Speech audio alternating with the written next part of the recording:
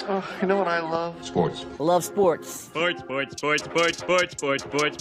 it comes to Texas A&M. Where are you getting this information? Let me tell you. Welcome to TexAgs.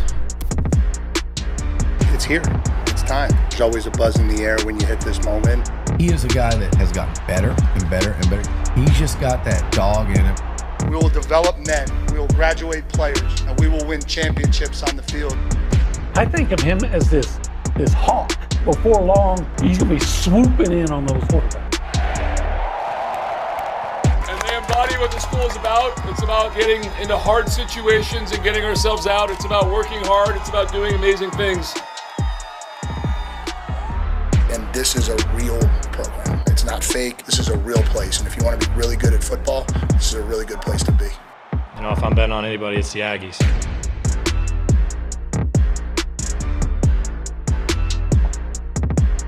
You know, I got a buddy. We all got a buddy. He's kind of like a cousin. Okay. All right.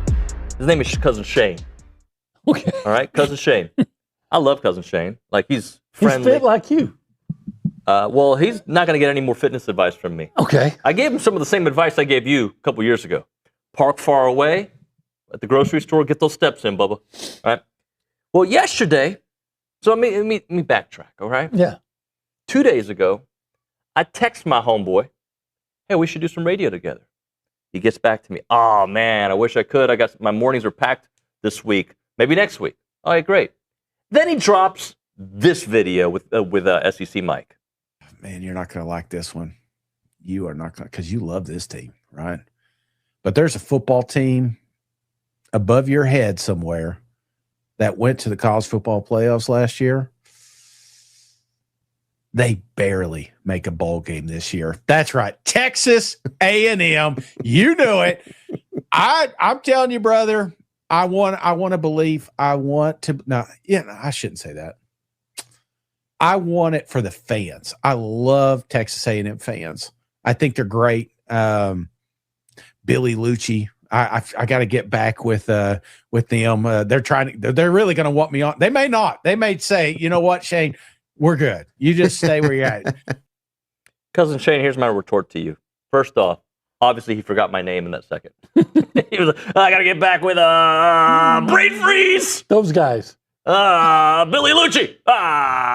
Shane. I hope you're wrong. I hope you're dead wrong. In my world, I think that's the worst case scenario for A&M is 7-5 because their schedule. I think we did a best case, worst case, right? Mm-hmm. Yeah. And that would feel like a huge step back, would it not? It would be a step back, though. I've said before, because of the changes in the offensive line and their uncertainty, until we see it, 8-4 is a real possibility. Yeah, but 7-5 is worse. Well, 7-5 is one game worse. Yeah. Yeah, well, 93 is one game better. Here's the thing. If, and the word is still if, right? If this program has elevated itself to that college football playoff contender every year world, the Oregons, the Ohio States, that world, okay? I'm not necessarily a national champion, but in the mix. 7-5 doesn't happen. And if it does, it's once out of every 10 years. It's not like, hey, you win 11 games, then you go to 7. That feels like the old A&M. Mm-hmm. That doesn't feel like, right? It is the old A&M. It doesn't feel like the graduated, so the other programs, and look, Kirby Smart has built a monster there, and Mark Richt did a great job before him. But when they reload and rebuild, 10-2, 9-3, and I'm not saying A&M is Georgia. What I'm saying is, if you're in that direction, in that trajectory, then 7-5 is not a part of the discussion. Alabama had a terrible year 2 years ago. They went 9-3. Yeah. Well, let me ask you this: if A&M went through in a 4-year period, A&M went to the playoff 3 times and 1 year went 8-4, would you feel good about that? Yeah. Well, what if this year's the 8-4 year? Yeah, but I'm in the middle of it, so I hate it. Well, yeah, I get that. If I have the benefit of time travel, We can talk about aliens in a minute, but if I had the benefit of time travel, knowing like, hey, you're going to be fine, and I do feel that they're going to be fine, and I've said this 1,000 times, and it gets old. I believe in Coach Elko, so I believe that they're going to be good. Okay, I believe they're going to be consistently good. There will be hiccups, of course. That's big boy college football now. I understand Uncle Shane's apprehension. He's no longer an uncle. I don't agree with it. Mm-hmm. I'm definitely hoping not. But I understand from the outside looking in when you say, hey, A&M lost 10 guys in the draft. Yep. 4 offensive linemen, everything, Onyedim, then they got a guy hurt. I can see why, if you're on the outside looking in, you would say, okay, that looks like a 7-5 team to me. I get that.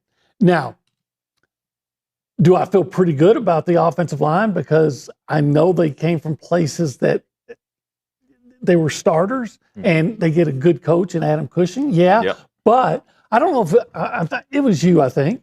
We had a guy, maybe it was Gabe. It always got, I think it was you. We had a guy from, a media guy from Arkansas on like 4 or 5 years ago. Okay. And we were talking about the prospectus of the Arkansas that upcoming season. Might have been 22. Okay. And so you would have been here. And because they had lost a lot of guys to their offensive line, like Stromberg and some other. And he said, well, I'm not worried about the offensive line because Sam Pittman's such a great offensive line coach. Yep.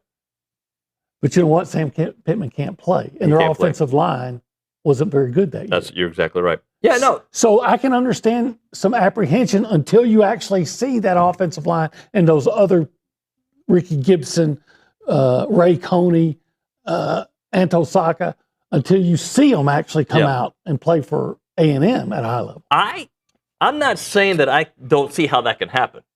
Okay? I just don't want to hear it right now. You know what I'm saying? Like, I want to be because can you, Carson, look up SEC team draft picks from last year? Okay? I believe A&M and Alabama were number 1 at 10. Okay? Now, we have our questions about Alabama. Mm-hmm. I don't know what Shane has for Alabama. Okay? And I don't know how different their coaching staff is. I actually recognize when both the line of scrimmage, the offensive and the defensive line look completely different. You've got new coordinators, and you got a quarterback who threw some interceptions at the end of the year. I understand the pessimism. I do. Okay? But Texas lost, 6-7 guys to the draft. They had an excellent portal. A&M had an excellent portal, by the way, and an excellent recruiting class. And I think Coach Elko has proven in Derek Miller that they have done an exemplary job of filling holes with sometimes guys you've never heard of. Like, who's this Cassius Howell guy? That Bokacher guy? Who's this Bokacher guy who went in the second round? Onyedim? How do you say it? At Iowa State? Yeah. So, you got the list for me? I do. I got it for you. All right, give it to me. So, A&M and Alabama, like you said, were right. Number 1 and number 2 with 10 draft picks each this past year. Georgia was number 3 with 8. LSU, Florida, and Texas all had 7. Missouri and Oklahoma had 6. Auburn had 5. Tennessee had 5. Arkansas, Kentucky had 4 each. All right, that's good. That's good. So, now, the difference in some of those programs, and by the way, LSU's been down-ish. I don't know if down is the right word. I mean, yeah, I would think down LSU for what people would say for what their standards are. They've played beneath what their standards are. Right. But they've been playing beneath their standards for a while. Right. BK's first year seemed like it was on the right track to get to the SEC championship game, but whatever. The 7-5 claim, or his thoughts. Here's where he could be right. Offensive line is brand new. Defensive line is brand new. Offensive coordinator, defensive coordinator, all brand new to their position. Okay? And a very, I think, difficult road schedule. Mm-hmm. Okay. Those are all reasons that I could see 7-5. Sure. They in my opinion, they had a tougher, as of July 9th, they had a more challenging road schedule last year on July 9th than they did this year. Because you had to go to Texas. You had to go to LSU. You had to go to Notre Dame. You had to go to Missouri. You're exactly right. This year, unfortunately, 2 of those games are still on the road, Missouri and LSU. Right? Yeah. So you got to go do that again. And you got to go to Norman. You got to go to South Carolina. I mean, and you got to go to Alabama. I think a lot of the teams you have to go to still have to prove something to me. I'm not just today saying, oh, Alabama's a playoff team every year. Oh, Oklahoma made the playoffs last year. They're unbeatable. They, just like Texas A&M, has some proving to do. They do. And he wasn't talking about, I don't know what he thinks Alabama's going to go. Yep. I don't know what he thinks Oklahoma's going to go. I disagree that A&M's going 7-5. But you can see where that. But from the outside looking in, I can see when you say, hey, look what happened when LSU had to replace 4 offensive line starters who were all drafted. Yeah. Okay. You lose the conference defensive player of the year, plus a couple of other defensive linemen that were drafted in the top 3 rounds. Mm-hmm. Carson, I'm going to give you another project. Their top linebacker got hurt. See if you can find Cousin Shane talking about Texas A&M predictions last offseason. I already have it pulled up. I already looked it up. Oh, when you guys were whoa! talking. Carson, 2 steps ahead. Look at that. That's why he's a little bro. What do you got? So last year, Cousin Shane predicted that A&M would go 7-5. He said he feels like at the end of the season, we'll feel better about going into year 3 under Elko, but I feel like there's going to be some growing pains, and 7-5 is on the board here. Yeah, we need to put this segment as a direct response to Shane, which, by the way, I'm disagreeing they're going to go 7-5, but I totally understand it. I understand why you would predict that. I also know that you're not the narrator that you think you are, Shane, because last year you had them going 7-5 as well. Yeah, because he did not. He did not. He did not project that touchdown pass against Notre Dame with 10 seconds to go, or that 30-point rally against South Carolina. He was kind of close to being right. So last year, there were how many games would you say came down to a play or two? Obviously, Notre Dame. You could say that about. I guess you could say that about Auburn, even though I always thought A&M was in control of that, and that was. But it was a play or two, yeah. Yeah, because Auburn got the ball back down 6. Mm-hmm. So if they can get a touchdown, but you're like, man, they can't move on the defense. In South Carolina, that game, Notre Dame, the reason I bring it up is since I've been at TexAgs, okay, and I use that as my reference because I watch the games differently here. There have been so many of these that went the other way. Yeah. That's what we hope is the Elko effect. Correct. Is that the games that A&M would be very competitive in and lose. Alabama on the 2-yard line, 1 play to go. For example, the games that A&M would be in position to win but would not make the play, they'd made the play last year. Yep. So if by any chance Orchestra doesn't make that catch, okay, I'm just doing the if game. And if by any chance ABR doesn't dive and make that touchdown to start the rally, okay? Okay. These are ifs. Now you're talking about a 9-3 team last year. And what do those losses do moving forward? Because I do think losses and wins compound, right? And there's an effect to success, and there is an effect, like LSU losing to Vandy and then to A&M ended all their dreams. And they weren't the same team after that. Okay. Although they almost beat, I say almost, they almost beat Alabama. Yeah. Was it like a couple weeks later, I feel like? We were in South Carolina that week. Yes, it was a week later, right? I think they last year. Sorry, not South Carolina. If you lose to Notre Dame because you're on the 10-yard line and you lose on the road, but you Bocature didn't make the catch. Yeah. I think you come away from that thing. You know what? We're good. See, I would have felt. There's no moral victories. I think you could have gained confidence. You know what I would have felt? God, here we go. Here we go again. Alabama 2-yard line, Evan Stewart. That's what I'm thinking. To me, if you don't come back against South Carolina, that is the demoralizing loss like Auburn was the year before. How many people were tweeting, thinking, saying in the press box potentially, typical A&M? Oh, well. When they were down 31-3. Oh, I didn't say typical A&M, but I thought they were done. Yeah. That's the one time in my life I was very optimistic. Remember I told you? You did. Yeah, we kind of normally, I think you'll agree. I'm pretty reasonably stoic. Yep. But you're down 30 and not playing well. And it's not just your offense has to come back. Your defense has to keep that team from even kicking a field goal. Yep. I didn't think they were going to come back. Yeah. I'll own it. And if I remember my phrase to you that day, if we score in the first possession, we're coming back and winning. And yet, there they were, 4th and 12. And I'm thinking, it's over. And Mike Elko says, go for it. Let's go. And I remember saying, I kind of like this. I wasn't expecting them to pick it up. Yeah. But let's go. You can't just keep. And what do you know? Marcel Reed tucks it and runs. And I think that was the catalyst, the turning point, if you will. Yeah. He had pure performance energy on that play. All right. We should probably hurry up. We're in the Holistic Planning Cool Zone. He's Olin. I'm David. This is TexAgs Live, presented by David Gardner's Jewelers. Rollo Insurance Studio, The Go Hour, presented by The Warehouse at CC Creations. If you want to call up the show, there's one way you can call the show. Well, you can call us on the Buppies, catering and bartending hotline. 979-693-1150. Or you can call Olin on his cell phone directly at 979-382. Or you can text us on the Catalyst Pure Performance Energy text line. 979-693-1150. Let's go around the room. We go left to right. We go behind the glass. We say hi to the Director of the Year, Nick Savage. Howdy, good morning, y'all. Howdy. Good morning to you. The reason why I don't think A&M's going 7-5 is because we dove into that. I think this came up naturally the other day, David. I don't remember what exactly we were talking about. We were talking about quarterbacks with the most SEC starts.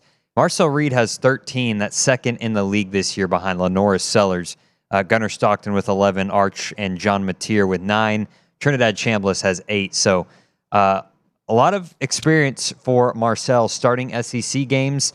I just don't think that will equate to a 7-5 season or just barely making a bowl game. Yeah, look, he's got a lot of experience. He's played high-level games. He's played more high-level games than he's played low-level games. I like our quarterback. I think there was a reason he was a Heisman contender. Heck yeah, there was a reason going into that last game, last regular season game. Yeah, he absolutely was, and he can be again. Yep. If he, I think, run a few more times. Of course, he had some big runs called back by penalties, but just take a little bit better care of the ball in the red zone. And by the way, his Holman Wiggins can help him with that. We'll check in with Carson on the other side. Let's talk 1775. They're a family. They're bringing generations of Texas barbecue to your plate, buddy, and you've had plenty of plates from 1775. Yes, I have. I mean that with respect, by the way. Well, how can you not respect that succulent brisket? Yeah, those amazing pork you kneel ribs. to that, buddy. Those amazing pork ribs. You got to respect that jalapeno cheese sausage, and even the turkey has my full respect. But you know what I really respect? What do you respect? Queso mac and cheese. What do you think Aretha Franklin would say about 1775? She'd say you have to RESPECT it. Yeah, you do. Yeah. You just got and just savor every bite. Yeah. I don't think she'd say that. I'm just adding those words to her. Yeah. She'd say, I need 1775. 1775 needs me. Without each other, we couldn't eat that great meat. Go eat the meat at 1775. And don't get just a little bit. Get a lot Not just of it. a little bit. Not just a little bit. 1775txbbq.com, the phone number, 979. Oh, I forgot already. 492-6241. It's 1775. And it's good. It's Aretha delicious. would tell you that. Respect it.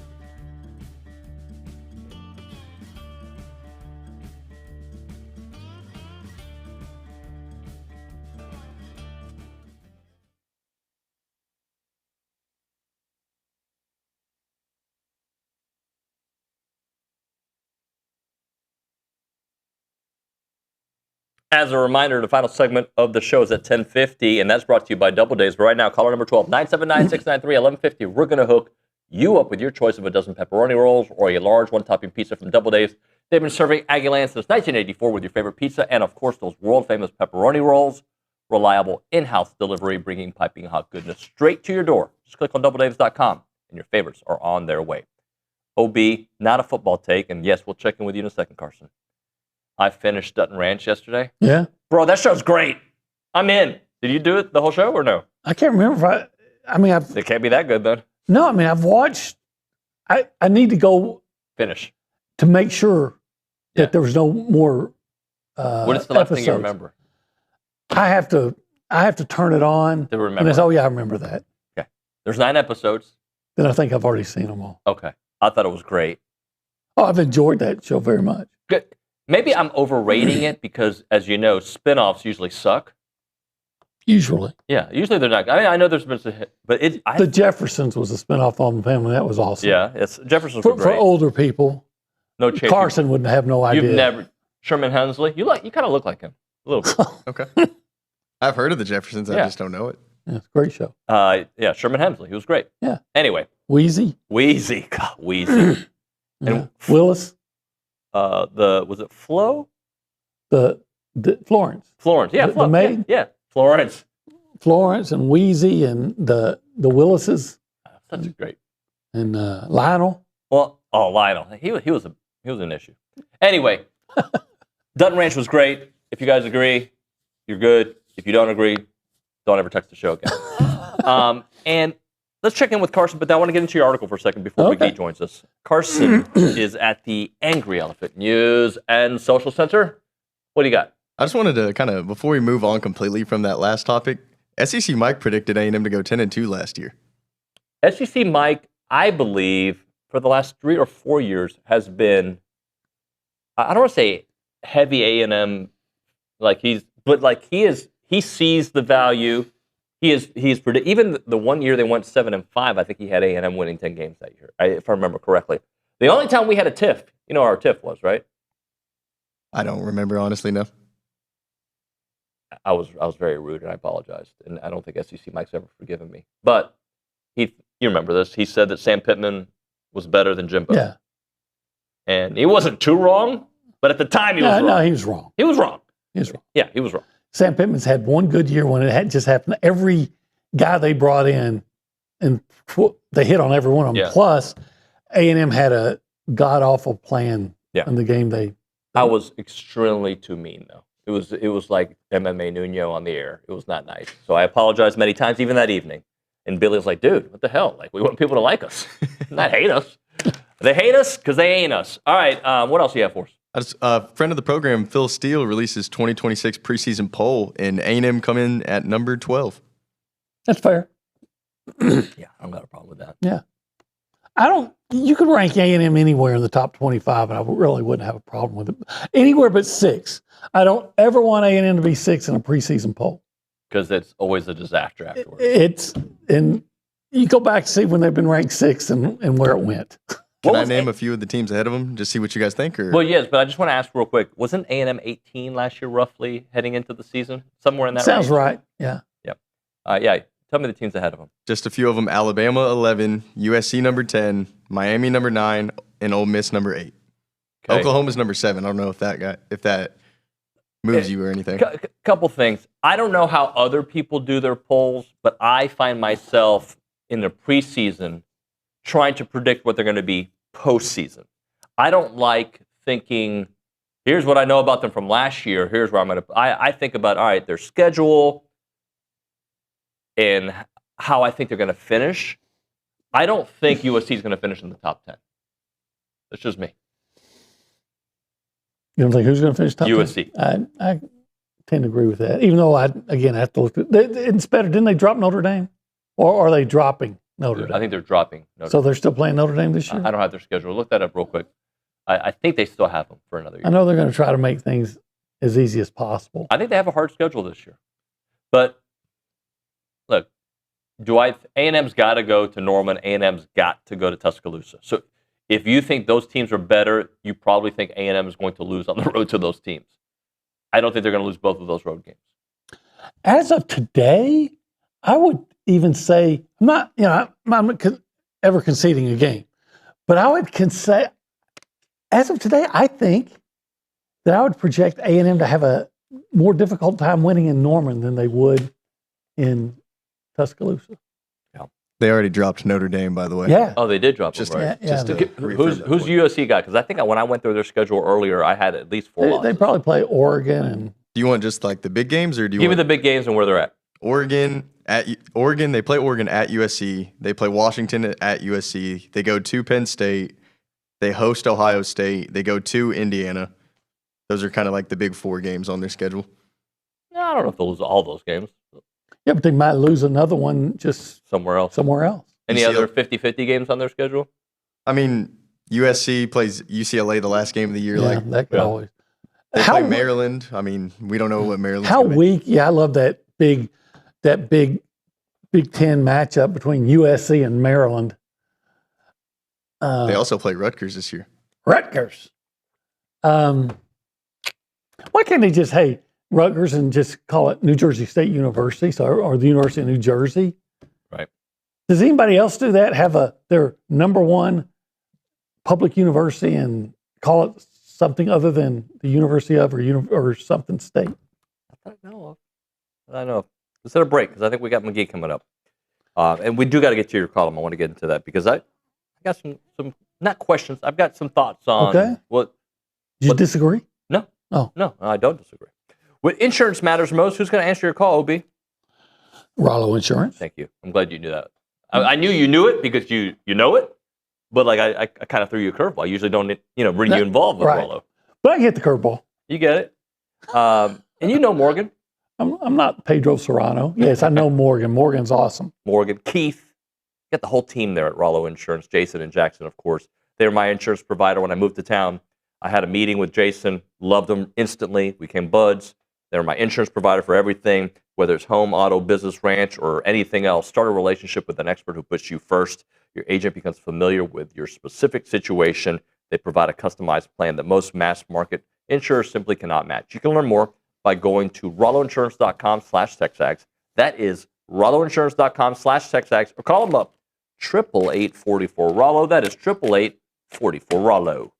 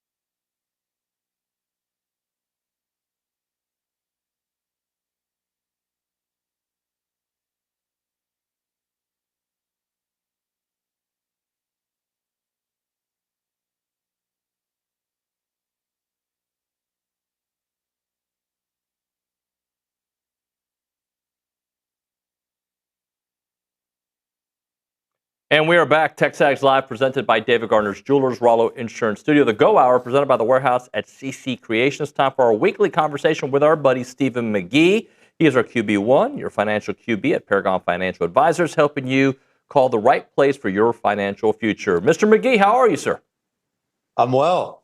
Good to see you guys this morning. OB, what's your hat game? What do you got going on this morning? Well, first of all, I need a haircut, so that's why I'm wearing. I don't want to look like Uncle Rico, so that's why I'm wearing a hat. But my son, when he did a internship in Fairbanks, Alaska, a couple of years ago, one of my bucket lists I have is to go to Alaska. I've never been there, so he brought me this hat back, and I need to start taking care of those bucket list items because the bucket's getting fuller every day.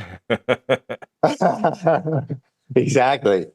Yeah, we don't. OB, I wear a hat to protect my bald spot from, sunburn, etc. But I was telling Nuno the other day at lunch that I'm considering getting. Have you heard of these hair transplant procedures where you get they take your good hair that's around your ears and they implant it on your bald spot. And so ultimately, my goal is to look like you. Well, do you think that can be done? Or that's a lot of hairs. I mean, you can see on my camera. That's a great goal to have. Look at those flowing 64 locks, and hanging on. Golly, living the dream, aren't you? I don't know. I just know I need a haircut. Man, if I had hair like that, I wouldn't be wearing a hat. But you wouldn't be. But you'd be looking like Uncle Rico. I'm trying to remember. Didn't you just have a phase recently where you grew it out pretty long? Oh yeah, it was really long. Yeah. It was really long. And then when I had the goatee. Yeah. I love the hair phases of Olin Buchanan. It's like, one day he'll show up, he's got some product in his hair. He goes a little gel, spices it up, and then one day it's just free flow, and you never know what he's going to bring to the set. Yeah, gotta change here and there. Got to mix it up. Yeah, keep people guessing. Keep them on their toes. So we're at lunch, and this. Oh yeah, thanks for the invite. By the way, it was a business meeting. It was a. We were discussing the future, David Nuno's financial future. Anyway, Paragon Financial. You make enough to no, I don't. I found out. I'm not in to work with a McGee. I tried. I didn't make the cut. Oh, here we go. Hey, you know what we did discuss about your financial future is trying to come up with a way in which we can have a fun game like Nuno had, where he ate a cake on set, but for Olin. What does that look like? We haven't figured it out yet, but I think the TexAgs world deserves an Olin Buchanan challenge. I'm still thinking about Nuno being like McGee in his third year with the Cowboys and not making the cut. Welcome to the club, buddy. Oh, man. We did bring up OB, but we decided against it. Having you run around campus for 12 miles and drink beer and eat wings. Yeah, it's 3 laps around campus, which is 12 miles. It's 12 tacos and a case of beer in a 24-hour time period. But I don't know. I feel like we can do better. Maybe someone out there on TexAgs can help us out. What's a good challenge? Nuno ate the cake on set live 2 hours. Hey, how about giving me 2 hours to eat the cake? It's been overplayed. I know what you're thinking. Oh, it's too easy for this slob. Nuno, it was because of the way he eats. It was a challenge. This fat guy. Yeah, he had more sugar in 2 hours than he's had in his entire life. We had the tattoo challenge, which I thought was really good. Maybe we do the Mike Tyson. You shave the head, do a little tat up top. Well, you just said that. Why would I shave my head?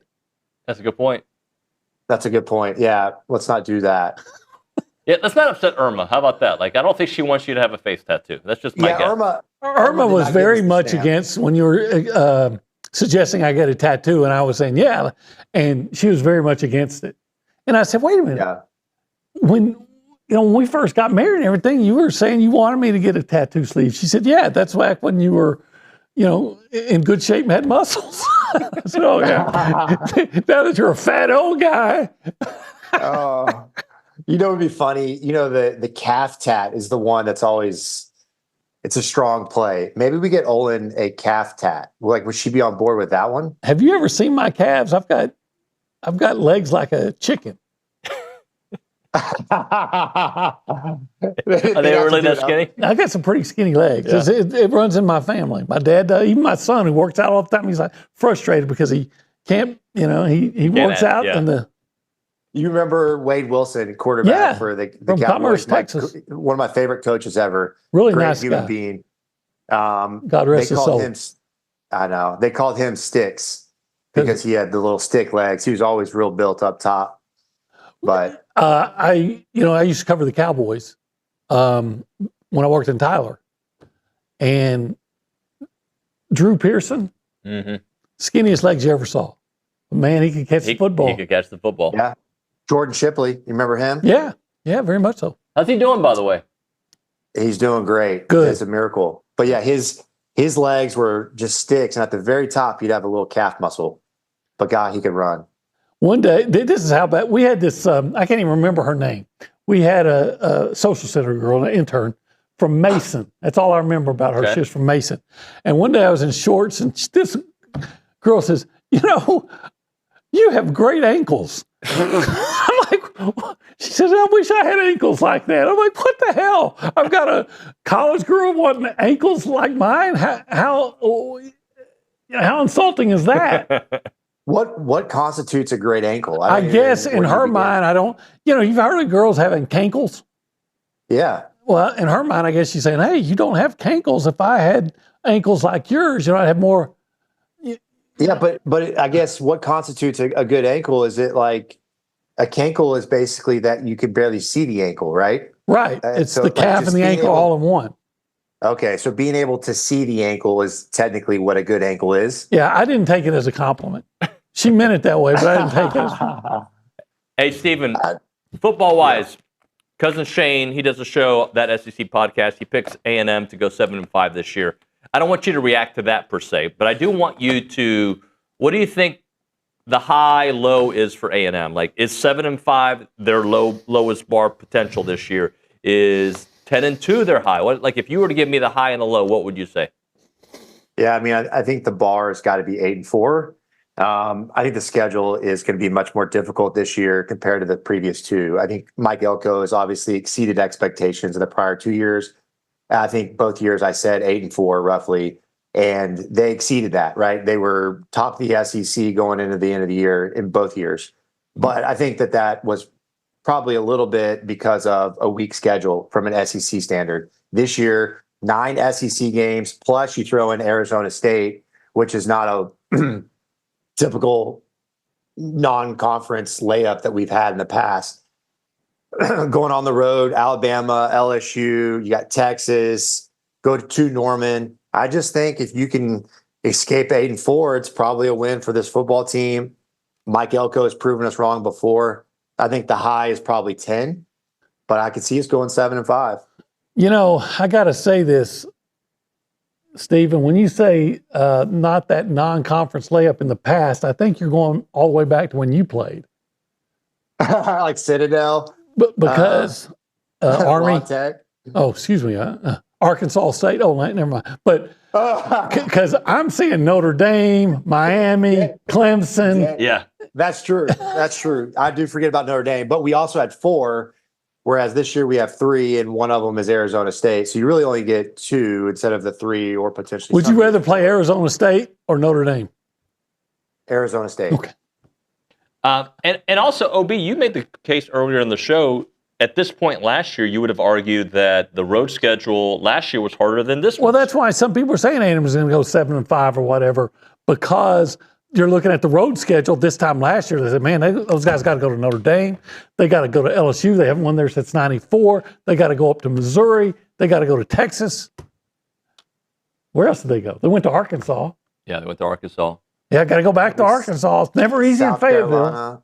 No, they didn't. I mean, none of the games in the SEC are easy, Right. right? But I would say that when you look at the level of teams and then who they're returning, I think, Oklahoma with what is it, 5th-year quarterback, Mateer, and then the roster looks really good, and I think everyone believes in Kiffin and what he'll be able to do in year 1 at LSU. That's unproven, so we don't know how good or not LSU will be, but Alabama, unproven quarterback, but a good football team going on the road there. I think it's difficult. Texas, they've just been better than us 2 years in a row, and they, I think, are primed to have a really good year. I just think that there's a lot of schedule. It's going to be tough to come up with all those wins. I believe in Mike Elko, and I think we potentially could have the pieces, but there's so many unknowns now going into a college football season because of the transfer portal. I mean, how many of our starters will be projected transfer guys? 40, 45% of our starters on offense and defense. Whereas I think you look at like 2022, 100% of our starters were guys that we signed, high school recruiting. So the game's changed. So your roster makeup is so different. How do we know how good these guys are going to be? Offensive line is. Stephen, they went 5-7 in 22, though. Yes, and the only reason I bring that up is I think we live in a college football world that we don't have answers for anything, right? Because you could have a team that's 50% transfer and do great. Look at Ole Miss last year. Or you could have a team that's full of returning guys and do great or be horrible. Let me ask you this. Last year's schedule, the top two teams A&M played, we'd probably say Notre Dame and Texas, correct? In the regular season, yeah, sure. Yeah. Not regular season, sorry. This year, who are the top two teams A&M's going to play, on the road? Alabama and Oklahoma? Or maybe Alabama, LSU? Yeah, I mean, I think you start the year at Alabama, Oklahoma, but I wouldn't be surprised to say at some point we're talking about LSU. The question is Sam Leavitt. How good is he? I mean, I know he's got a lot of hype in his career. I'm not convinced. I know he's an athletic guy, but I'm a believer in Lane Kiffin that he's going to produce hard teams to beat. He's never produced a real championship winner, but he seems to win 10 to 11 games everywhere he goes, and he's going to have talent at LSU. They have a lot of wide receivers. I just want to ask you about you. I had actually two questions for you, but I want to ask. I want to get Steve McGee's mentality. Okay. If you're a defensive player and you're playing LSU, would you accidentally, on purpose, step on Sam Leavitt's hurt foot? I mean, would you not? Maybe. I mean, if I knew Trump was going to reverse my red card. My other question I have for you is offensive line. You've been behind some good and even some suspect offensive lines. How important is it, in your opinion, to have it not just have seniors in the offensive line or whatever, but guys who have actually played together in the offensive line? Because we're going to see an offensive line with five guys, unless it's Cohen Eccles and Tyree Adams. Right. In that case, four, but you're going to have five positions that have never played together before. Yeah, what was the Jimbo year where we went into the year talking about how we didn't think the offensive line was a big question mark, and it turned out to be one of the best years we've had on the offensive line. Was it 2021, 2020? Yeah, that probably is it. But my point is to say those guys, none of them were incredibly talented, but they worked well together, and it was one of the best performances that an offensive line has had. So I think the experience at that position is paramount, and the ability to communicate and work well together. Guys that know their positions and how to talk with the guy next to them. So important, OB. But how long does it take them to get there? We'll do that on the other side. How long does it take to get there? It's TexAgs Live, presented by David Gardner's Jewelers.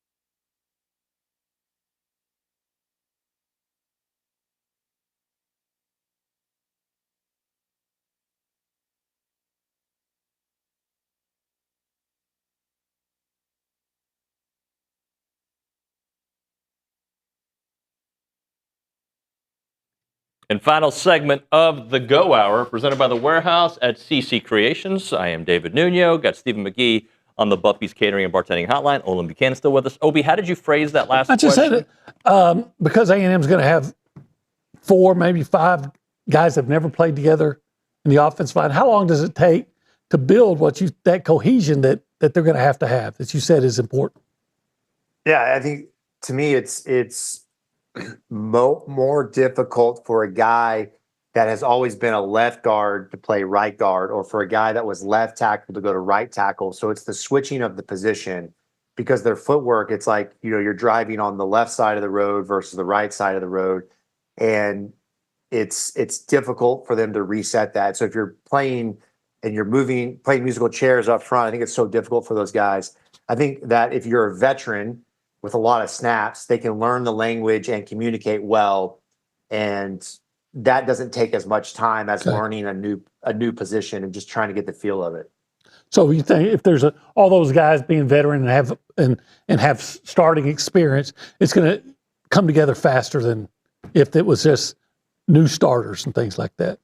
Absolutely. Or if it's young guys that are put into play. I think that's such a difficult position to play early at, because it's both physically and mentally challenging. But once you understand the complexities of football and you take that step, then I think that they can adjust and learn to communicate and work well together. But it always takes, for even a veteran guy, a big step of learning, hey, I'm on the left side of the world, now I'm going to the right. I think that's hard. Plug and play is not necessarily easy at the O-line position. Stephen, we got like 20 seconds here.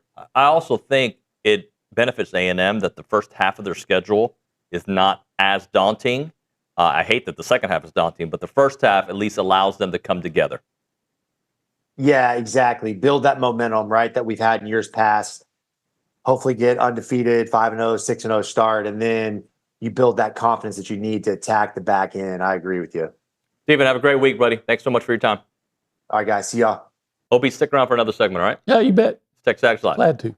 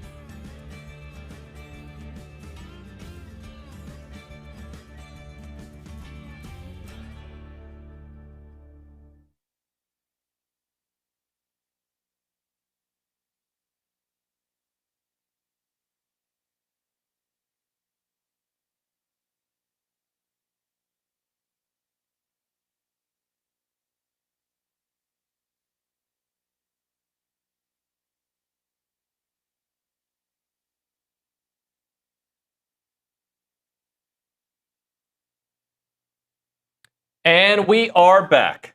We are presented by David Gardner's Jewelers. That would be TexAgs Live. We're in the Rollo Insurance Studio, and it's the extended go hour for a segment because it's the summer. Yeah. I'm about to have, it's going to be like a car wash of guests coming up. Okay. So can I give you a little programming update? Yeah, today? do it. Okay. Today, pretty normal Thursday, at least in the 9 o'clock hour. We're going to have AT at 9:35. At 10 o'clock, though, we're doing the old switcheroo. Billy Liucci coming in for the 10 o'clock today. But now I want to talk about tomorrow. Okay? All right. Tomorrow, I'll be doing the show on remote from Los Angeles. Top secret why I'm going. If you text the show and know why I'm going to Los Angeles, you'll win yourself a free hug from Olin or a high five from me next time I see you. One of the two. Okay? 979-693-1150. That's the Catalyst Pure Performance Energy text line. You can do it on the YouTube page or on TexAgs live chat. Right? So if you know why I'm going, I'm curious why people think, no, I'm not trying out for, what's one of those reality shows, like Nude on a Beach. Is that a show? I don't know. I would consider Naked and Afraid? Yeah, I don't want to be afraid on TV. Anyway, or naked. That's not a good naked. Anywho. I'm just afraid to be naked. Yeah, you and I both, buddy. So if you can predict why I'm going and get it right, you know what you can win. That's okay. A. All right. B, tomorrow at 9 o'clock, guess the guest. Guess the guest. Yeah, I get it. Yeah. Thank you. One word ends with an S, the other one ends with a T. I get it. Guess the guest. I'll give a hint. Okay. At one time, he was a rising star. Now, he is the star. That's my first. Do you know who it is? I have no idea. I want people to guess. Guess the guest. When Nick gets back to he may not even know who it is. I don't know if I've written it down anywhere. Guess the guest. At one point, I can't give you like the obvious ones because you'll be, oh, it's that guy. At one point, he was a rising star. Now he is the star. He has risen. For lack of a better term, yes. I mean, not like Jesus, but yeah, that's why. Yeah, I mean, he has reached the pinnacle of his field. The pinnacle. The pinnacle of his field, the apex. I wonder who it is. I don't know. What are you just going to interview yourself? It's not me, buddy. Has anybody guessed? I don't have any name. I don't have a name in mind. How do you? Okay, Nick Savage, probably the smartest person working on the show right now. Nick, guess the guest. You're trying to tell us something with that. Guess the guest. No, it's not. It's just. I think it feels like a talk show. Like I'm hey, trying to cheat, but you haven't even put him on the calendar. Is it an A&M football player? No. Is it an A&M coach? No. You can ask me questions. I don't mind. Does it have anything to do with A&M athletics? Doesn't everything? This person has talked about A&M athletics in their life. It's a media type that's going to talk about A&M. Josh Pate? Bam. The return of Pate State on TexAgs Live. He is so big that I feel like I have to reach out to a secretary to the secretary. I'm kidding, Josh. But he's on Get Up. Is that a show? That's the show, right? On ESPN all the time. He's everywhere. He's on every show ever. Somehow we're going to get him on TexAgs. Is that going to be an all oiled up show between you and him? I don't do that. I don't do that. Sorry, I'm not an oil up guy. You're not an oil up guy. No, that's not my thing. I do flex. Huh? Just flex? I do flex. Not on the air. You don't want the. No. What would that be? The reflections. Yeah. I don't feel any heightness from the group. They're like, oh, cool. Josh Pate. Okay, cool. Sorry. Yeah, I like Josh Pate. He's everywhere now. Yeah, Josh Pate's one of the biggest names in the industry now. Yeah. How did you not guess the guest? Because he's been a star for a while. I thought it was going to be. No, he's even bigger now. Okay. Wouldn't you say, Nick?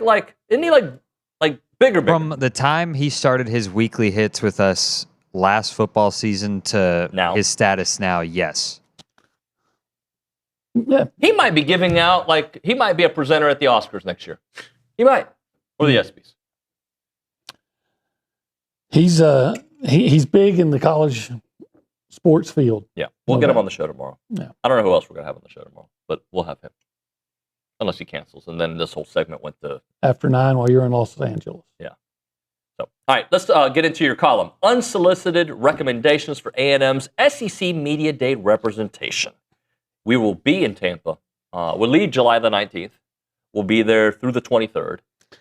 Talking season, it is OB. The 4 longest days of the year for me. And we don't know who will be there yet. Not yet. We don't know who's going to be representing A&M. And it's usually, what, 3 to 4 players? Usually 3 guys. 3 guys.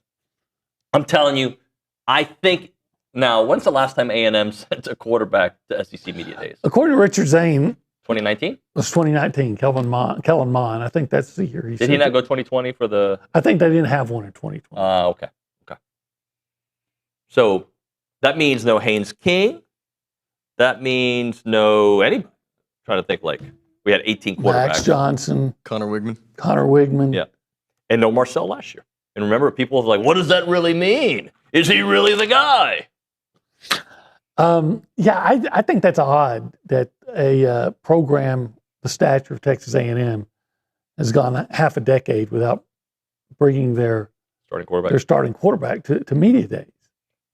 I mean, look at the starting quarterbacks that were there last year. Yeah, I feel like last year, though, Marcel had something going on also. Well, he was actually there. Yeah, he was there for that event for smart kids, I think. I'm assuming because he's a smart young man.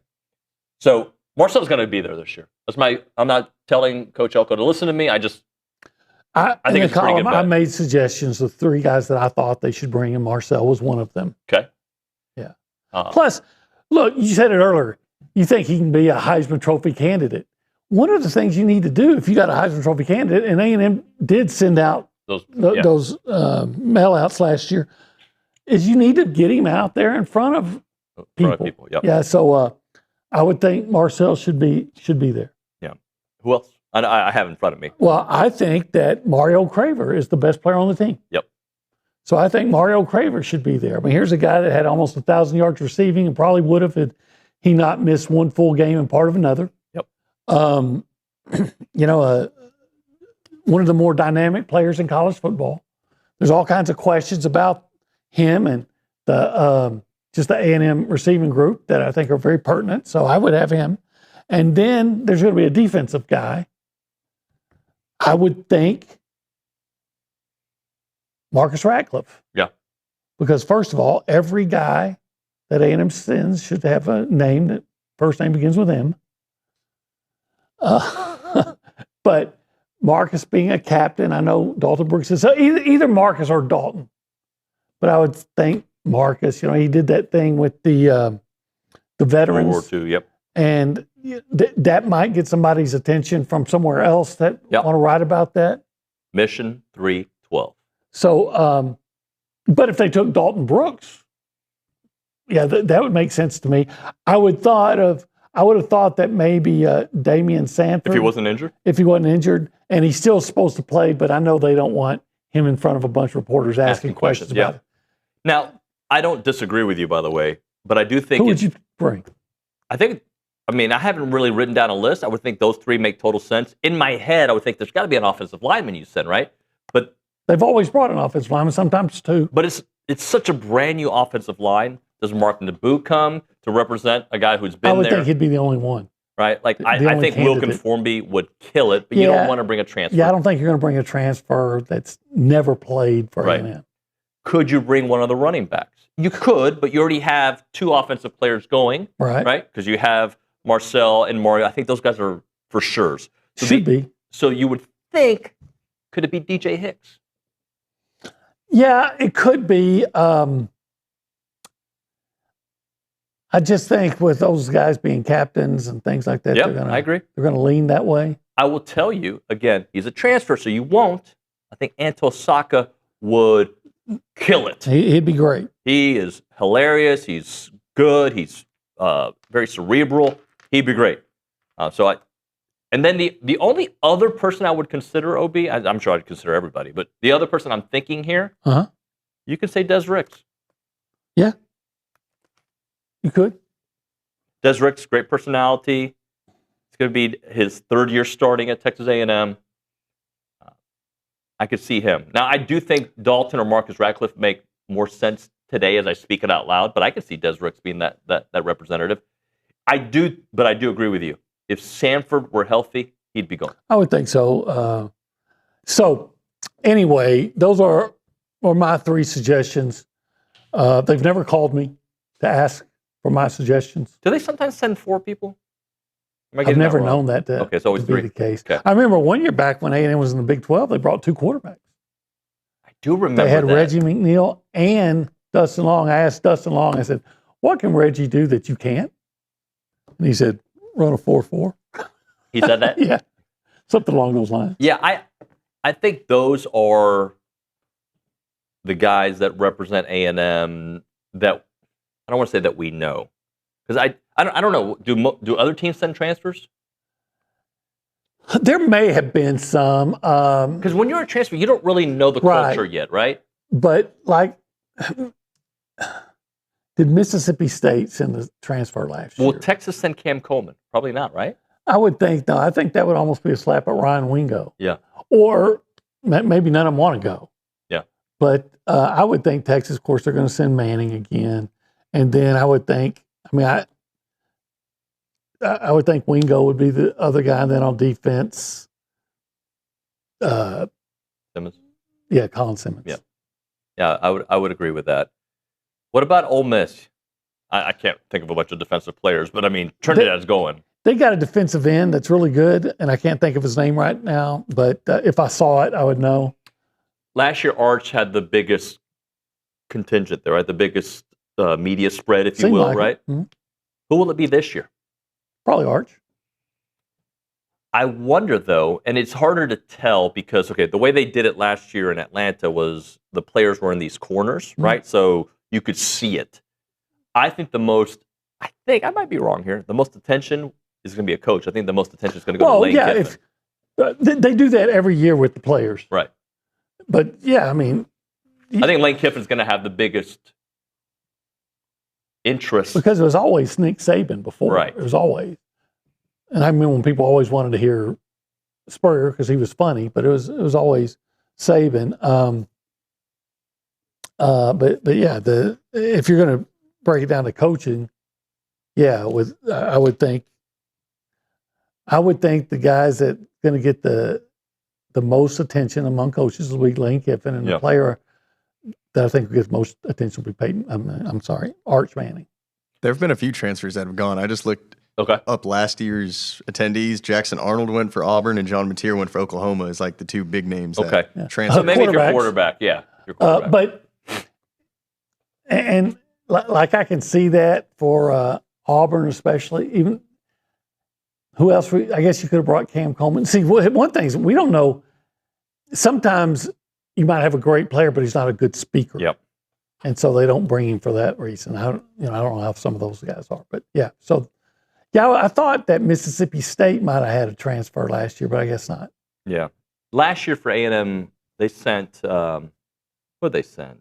They sent Trey Zune. Trey Zune. Last year? Yeah. It was Will Lee, Armaje Reed Adams, and Torian York. Wasn't Zune. Zune was 2 years ago, I guess. Yeah, that was 2 years ago. Okay. Because I have the 2025 list pulled up. Okay. Well, I know they had Zune then in Dallas, and it seems like they might have had 2 offensive linemen in Dallas. Wait, Armaje did you say him? Yeah. Okay. 2025, Will Lee, Armaje, and Torian York. Yeah. Those were good representatives for A&M. I want to close out this segment, OB, with some people's postseason projections and how they differ. So we already did this cousin Shane. Shane. We moved on from him, all right? We're done. Athlon has A&M in the college football playoffs. Okay, Athlon. As a number 9 seed at Oklahoma. So that means a rematch of something from just a few weeks before. That's fine for me. Okay. USA Today, has this is called the SEC Football Unfiltered Draft. A&M makes the CFP, 4th SEC team selected in their exercise behind Texas, Georgia, and LSU. Okay, I don't care. Just get me in. Okay. Here's one that I don't think you're going to like. Okay. My friend, I don't know if you know him, Bill Bender, Sporting News. Okay? Know of him, but yeah, no, I don't, never nice guy. A&M misses the CFP. Hope he's wrong. He's got them playing Penn State in you got to guess the bowl. Well, they changed them. Tampa. No. No? Music City Bowl. Oh, gosh. Bro. I mean, Hopefully no. it won't be. God, no. I'll say this: I would. Memphis, right? No, Or is that Nashville? That's Nashville. Oh, Nashville, I like. Yeah, Memphis is the Liberty Bowl. You do not. I don't know. No. I'm out. I quit. Yeah. Hope he's wrong. Yeah, I hope he is too.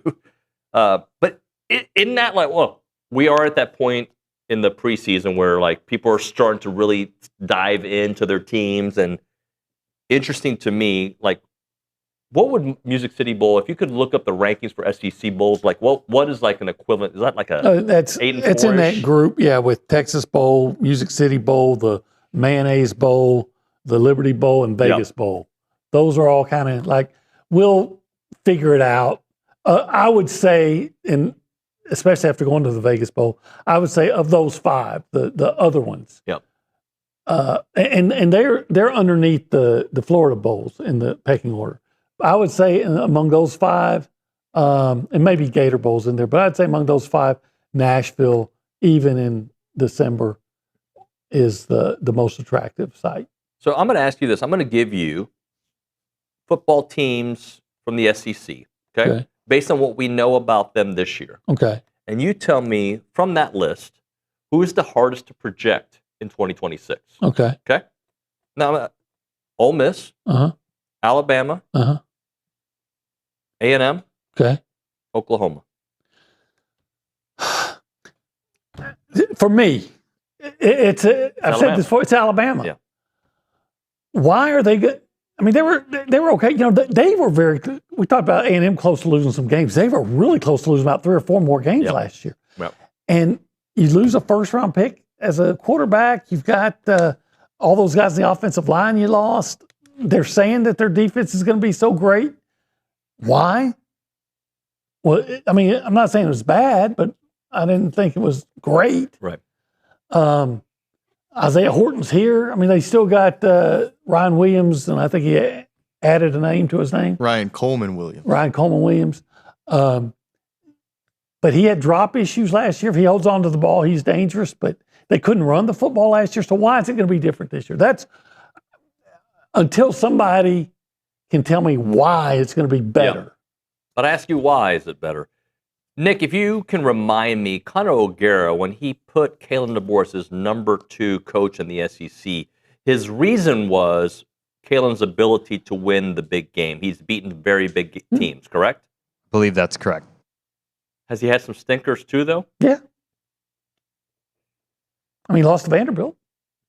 Did he not? Yep. Florida State week 1. Florida. And damn near lost. Here's what he too. wrote. The one thing I like about Kalen DeBoer. In 4 seasons as a power conference head coach, he's 18-5 versus ranked foes. He's 8-3 versus top 10 teams, both which are tops among active coaches in terms of winning percentage. Pretty darn good. Yeah, that's good. But what do you say about then losing to the teams you're not supposed to lose to? Yeah. And I'm going He to go says back. it. One thing I don't like, the inexplicable losses linger. It's not just the 2024 Vanderbilt or the 2025 Florida State instances that are knocks against DeBoer. Yeah, how about losing to Oklahoma at the end of the season when you're locked to make the playoffs 2 years ago? Yeah, and that was a bad Oklahoma team. That was a very bad Oklahoma team. And he mentions the 2025 SEC championship as well as the Rose Bowl that year. So, and again, I'm just looking at personnel. Yep. And I'm not saying, I think what's got Kalen Johnson is probably going to be the starter at Alabama. He may be Keelan Russell. Russell. He may be, I think we got Kalen Johnson. Keelan Russell. He may be the equivalent of Johnny Manziel following Ryan Tannehill. Right. He might be. I don't think so. But he might be really good. But there's a huge question mark there. Look, and well, if that Proctor guy was everything they said he was, well, then what happened? You're not going to be as good without him. I will also say this. Very rarely do we get a Bryce Young where your first year you come in and you just light it up. Mm-hmm. Okay? Nico, that you're not a big fan of, he had an okay first year at Tennessee. They made the playoffs. But he wasn't a world beater by any stretch. In fact, you looked at his stats that first year at Tennessee, you're like, I don't think he's that good. So, and this is a guy that was supposed to be the guy, the number 1 quarterback in the country, right? It takes time. it took Arch a little while, and we still have some questions about Arch this year. Trinidad Chambliss is a different, but he also had a lot of experience coming to Ole Miss. Yeah, he was a huge shock, even to Kiffin. Yeah. Because if Kiffin knew he was going to be that, He would have been the starter. He would have been the starter before Austin, whatever Simmons got hurt. Austin Simmons, yeah. Obi, thank you, buddy. Yeah. It's fun. When we come back, we're going to play our interview with DJ Hicks. He was in studio here yesterday for a few minutes. He looks big, guys, like in a good way. Like you'll see it right away in the interview. Let's talk about Heritage Films. They tell people stories.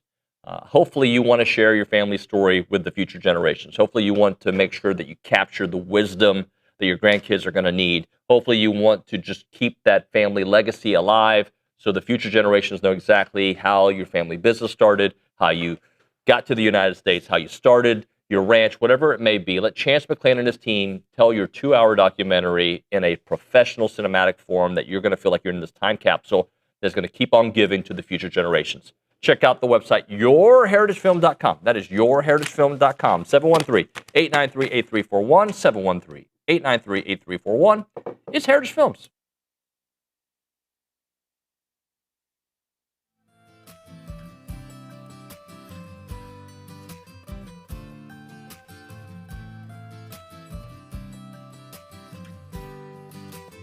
Hey everyone, David Nuno here of TexAgs Live. I want to introduce you to the team at Holistic Planning. Got Jason Barber here, Taylor Pankratz, and also Paul Meredith. Jason, I want to start off with you. What really sets Holistic Planning apart from the others? Yeah, so what makes us different is most financial advisors stop at investment management. On the other hand, Holistic Planning, we manage investments, taxes, and estate planning all on one team, all underneath one roof. Now, Taylor, when everything is coordinated like that, it really helps the bottom line, doesn't it? It really does. When your investments and taxes are working together, you stop leaving money on the table and keep more of what's yours. Paul, Holistic Planning is trying to expand as well. That's true. We just opened our Houston office, and we're looking for people who feel like their advisor isn't seeing the full picture, because that's exactly what we fix. And Jason, there's other opportunities beyond that. Definitely. If you're a financial advisor and you want to join the Holistic Planning team, we're looking to add 50 teams in the next 5 to 10 years. So check out holisticplanning.com/advisors. All right, so if you want a team that actually coordinates everything, go to holisticplanning.com. Aggies, this one is worth it. Everybody, David Nuno here of TexAgs here with part of the team from Frog Slayer. We've got Tim Scott, the head of product strategy and design, and Tori Maddox, the senior marketing manager. All right, Tim, who is Frog Slayer? What do you all do? So Frog Slayer is a custom software and AI and automation shop. We've been helping folks in the Bryan and College Station area for years with their custom software. But more and more recently, we've been getting questions from businesses asking about how AI can help them. And Tori, I bet there's a lot of businesses with questions about that. Yeah, you're exactly right. That's why we're actually putting together this event series called Table Stakes. It's a peer-to-peer roundtable discussion that allows business owners to come together and have open and honest conversations about AI, automation, and how it's impacting their businesses. Tim, what do these events look like? So imagine you and 8 other owners gathered around a table talking about what ate your week, what didn't go well, what went great, trying to figure out how AI fits into it, maybe seeing some real examples of some tools, and then afterwards grabbing a few drinks. I like the way that sounds. All right, Tori, how does someone sign up? Yeah, you can sign up or request a seat by going to frogslayer.com/roundtables. There you'll see a list of upcoming events and you can request to join us. Tim and Tori, thank you very much. Go check out Frog Slayer, guys.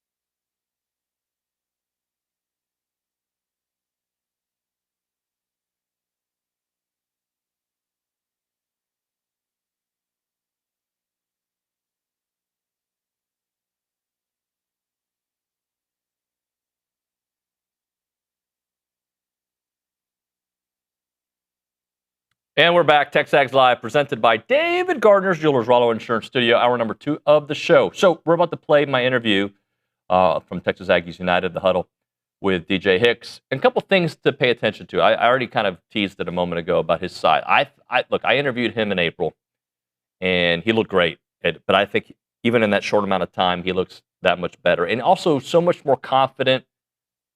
I think he's always been confident on the field. But, there's like an aura that follows people. Just tell me if you get the same takeaways. Here's my interview with DJ Hicks.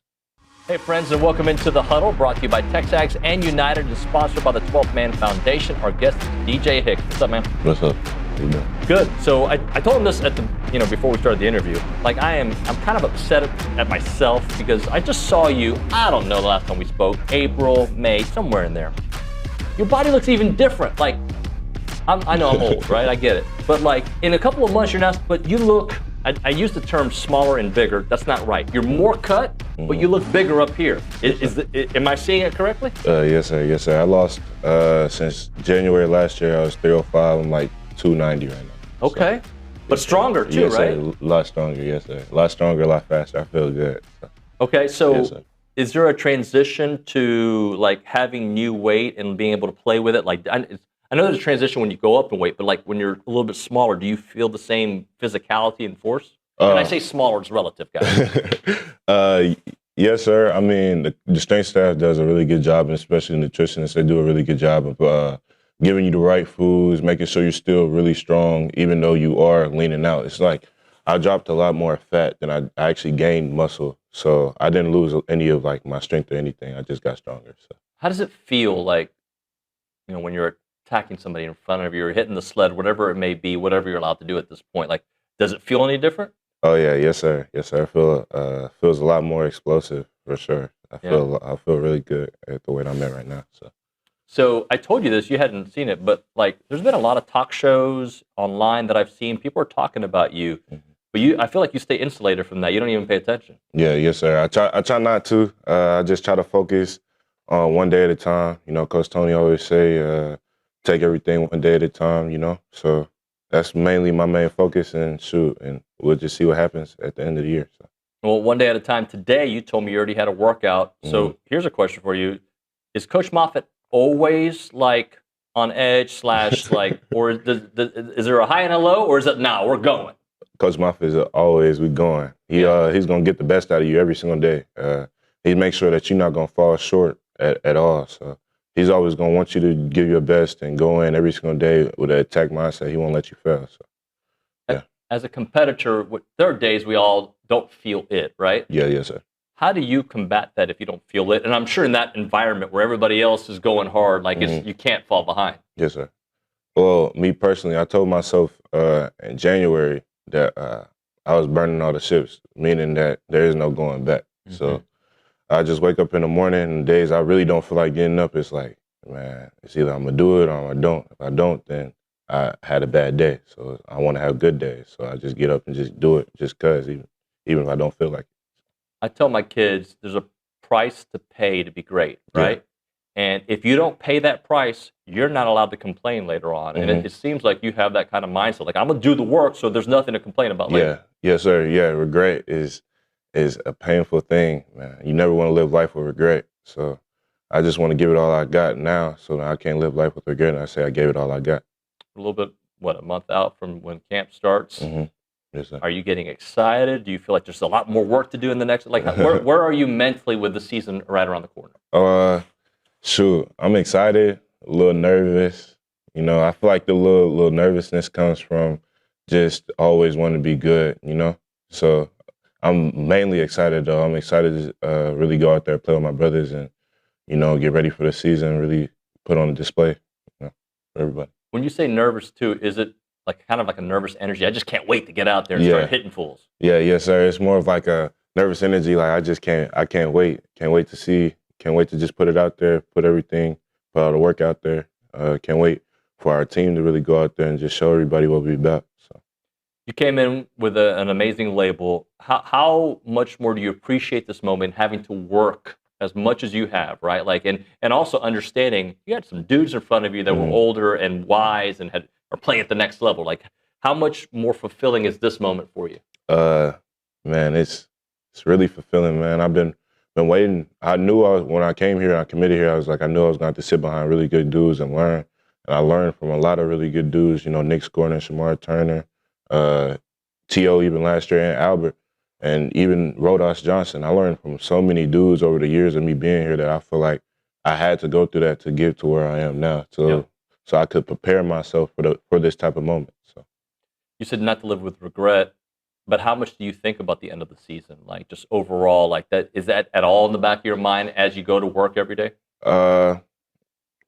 Not, I wouldn't say like every day. I probably think about it here and there, like, dang, what could have been, but you can't really focus on the past because it's in the past. You always got to move on to the future. I think after the game, I dwelled on my feelings about it for about, 3 weeks, 4 weeks, a couple months, whatever. But now, shoot, it's time for a whole new year, and I feel like we got a really good team. So. I think A&M's in an interesting place because, again, I know you're insulated from it. You're not reading what people are saying, but people are saying you guys are a fringe playoff team, right? Mm-hmm. And they're saying some of the questions are the trenches, the O-line and the D-line, and that schedule. When you hear that, is it just noise? Yes, sir. I feel like everybody has an opinion, Mm-hmm. Everybody's going to say something. They don't really know unless they're there every day. And we know what we have, so I don't think it's affecting any of us. It's just noise at this point. And I think if A&M has graduated to the program, I think we are, right? Mm-hmm. It doesn't matter if guys have moved on to the NFL. Next man up, let's go. Yeah, yes, sir. Yes, sir. We got a lot of talent, I feel like our school is going to bring out a lot of draft picks, and we always going to have talent behind them. So Coach Elko and the staff have really done a really great job at that. So you practiced with those dudes last year and the year before and the year before, right? So you know what a great defense looks like. Yes, sir. A lot of new pieces on the line. So I don't want to say how does it compare because that's not fair, but do we got a group that's going to be able to do the same thing and even more? Yes, sir. We got a really talented group, just great guys, and we all buy in. We all want to get better, CJ coming from UNC, he came in, he works really hard. He pushes me every day. He's a really smart player. Angelo McCullum, he came.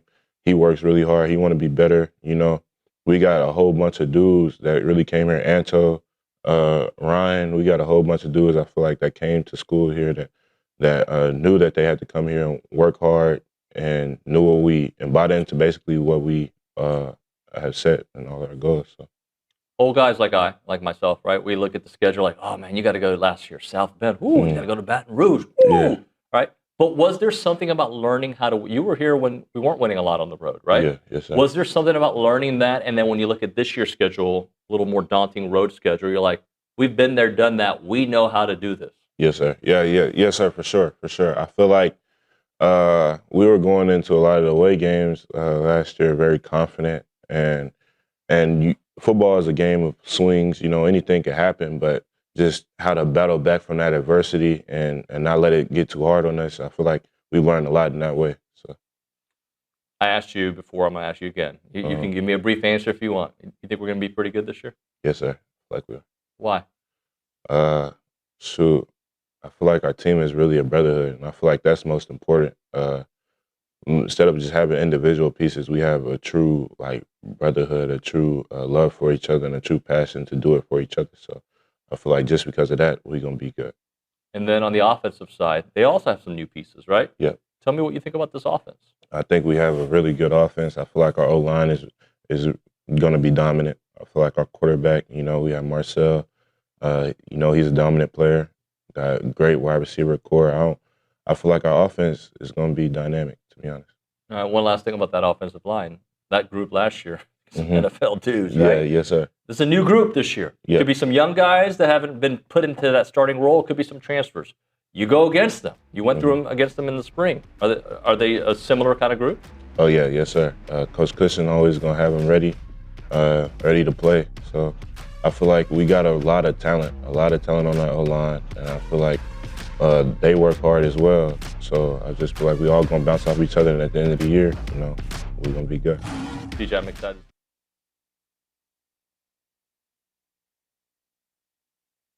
Hey, David. I'm back. Hey, there you are. To the show.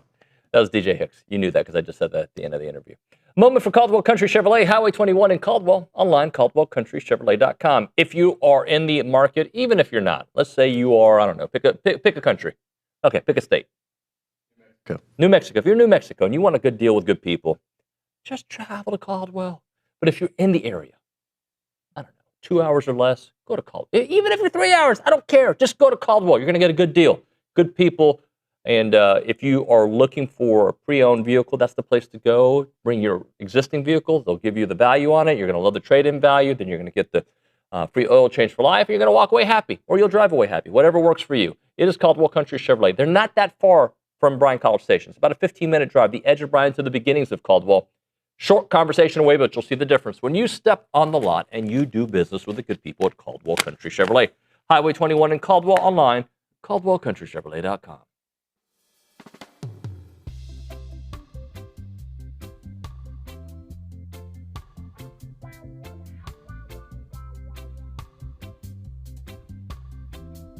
Hey guys, David Nuno here to talk about our new partners with EventPipe. They are a leader in hotel booking technology, and now they're giving you a chance to support Aggie student athletes every time that you travel. Thanks to their partnership with United and EventPipe, whether you're heading into a game, a business trip, or family vacation, every room that you book comes with cash back in the pockets of Aggie athletes. That's a wonderful deal. And with EventPipe, you'll get discounted hotel rates up to 20% lower than the major travel sites, while enjoying a fast, easy booking process. They've even created Presto, EventPipe's quick launch booking solution. It lets organizations build branded hotel sites powered by live hotel inventory, making it simple to book the perfect stay. So next time you want to book a trip, do it the smart way with EventPipe and support Texas Aggies NIL through United. Visit their website, tau.eventpipe.com. I wish I had Olin here for it because he loves energy drinks. Catalyst Citrus Spark. This is one of the new flavors out there. Whether you're grinding through workouts, cramming for a test, or closing in on a deal, or getting ready for TexAgs Live, you never know, right? Fast becoming the go-to fuel for Aggies everywhere. Zero sugar, I'm all in for that. Or synthetic sweeteners, no artificial colors or flavors. Catalyst delivers clean, high-performance energy with smooth, crisp taste that is never syrupy, designed for both health and hustle. You want to get going? You use this Catalyst right here. It's about pure energy and pure results. And what sets them apart? Packed with premium nootropics blended to boost focus, clarity, and mental stamina. I need this. I'm in, guys. I'm in. Plus, with plant-based caffeine, vitamin B12, B6, Catalyst supports metabolism and energy production, making it more than a drink. It's your lifestyle training partner. Built for competitors on the field, Catalyst fuels strength, focus, and pure results. Buy now at drinkcatalyst.com. That is drinkcatalyst.com. Train harder. Think sharper, pure results. It's Catalyst.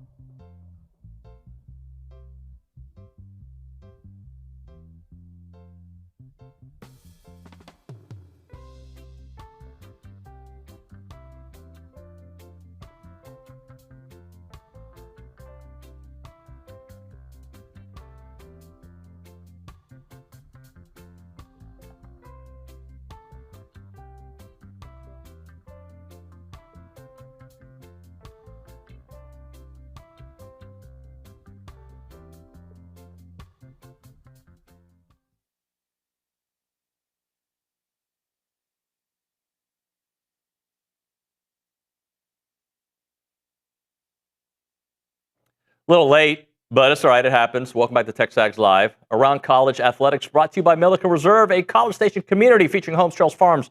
Wide open spaces with a mission to build a healthy community around nature. Take part in the Milliken Reserve community with a Conservancy membership. Learn more at millikenreserve.com. And with that, we go to the Buppies Catering and Bartending Hotline. Our dear friend, Aaron Torres from Aaron Torres Online and Fox Sports Radio. AT, it's been years since we've spoken. How are you, buddy?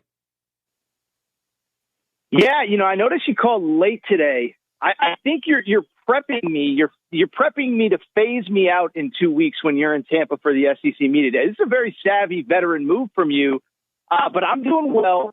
I actually listened to the show a little bit. I forget what day. It was the week after the big recruiting weekend. You and OB were on, obviously, hour one. And I wanted all this insight on recruiting and this and that. And all I got was David Nuno vacation stories in Orlando. I'm like, I need to know more about this 4-star receiver that everybody's so excited about. So I'm glad you had a good vacation. And but yeah, I was listening to you guys. I think it was 2 Mondays ago, maybe. I can't remember exactly.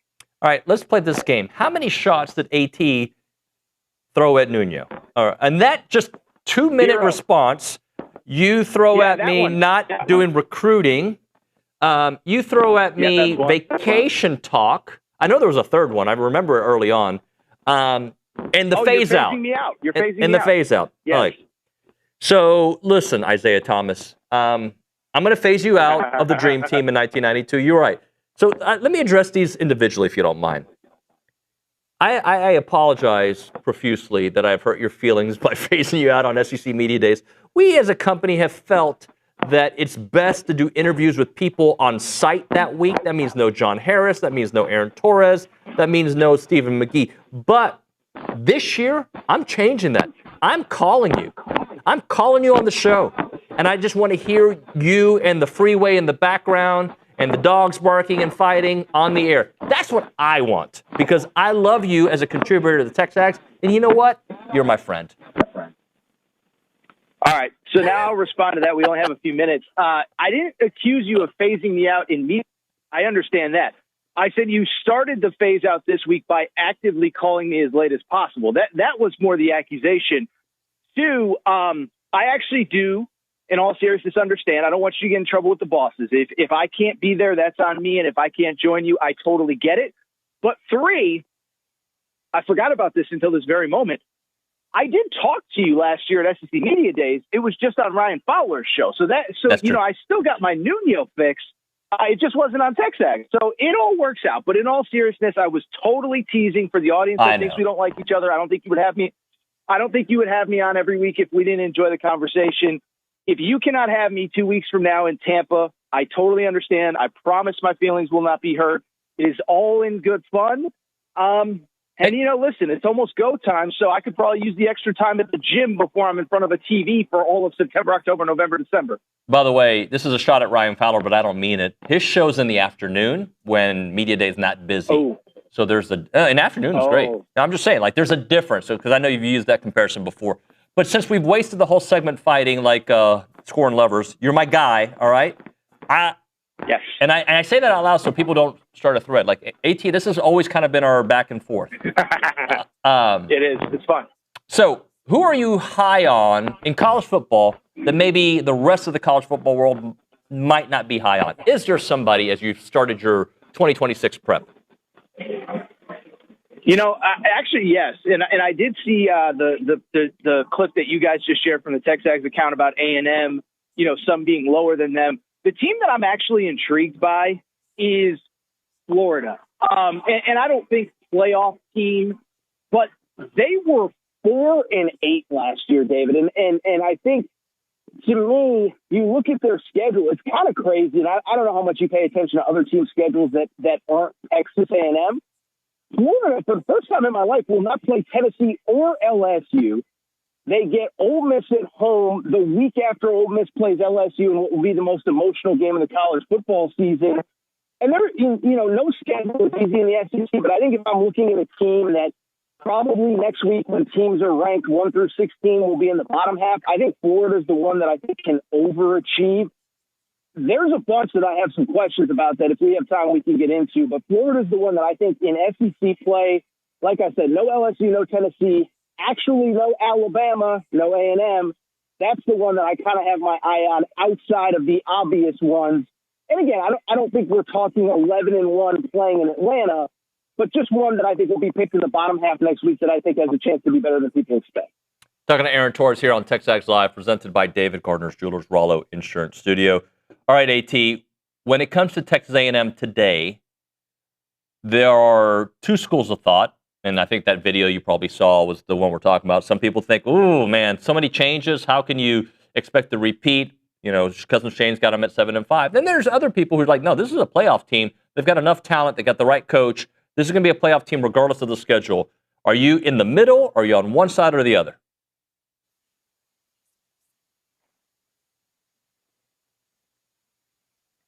Well, David, I think this. Did we lose Aaron Torres? Okay. He was probably under a freeway again, and there's not a good cell tower in the area, or he was attacked and mauled by a dog. I hope that didn't happen. But, I mean, that happens sometimes on the Aaron Torres interviews. So, what we'll do is we'll see if he calls us back or not, because it's already 48 after. What do we do?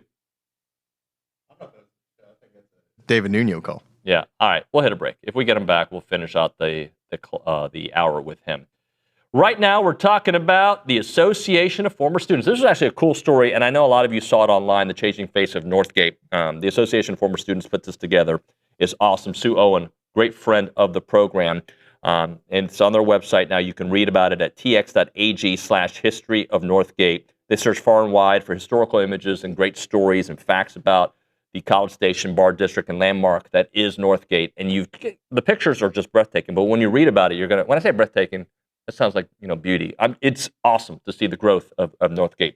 Wooden storefronts, real brick and iron gate to high-rise apartments. The district has changed and grown alongside A&M.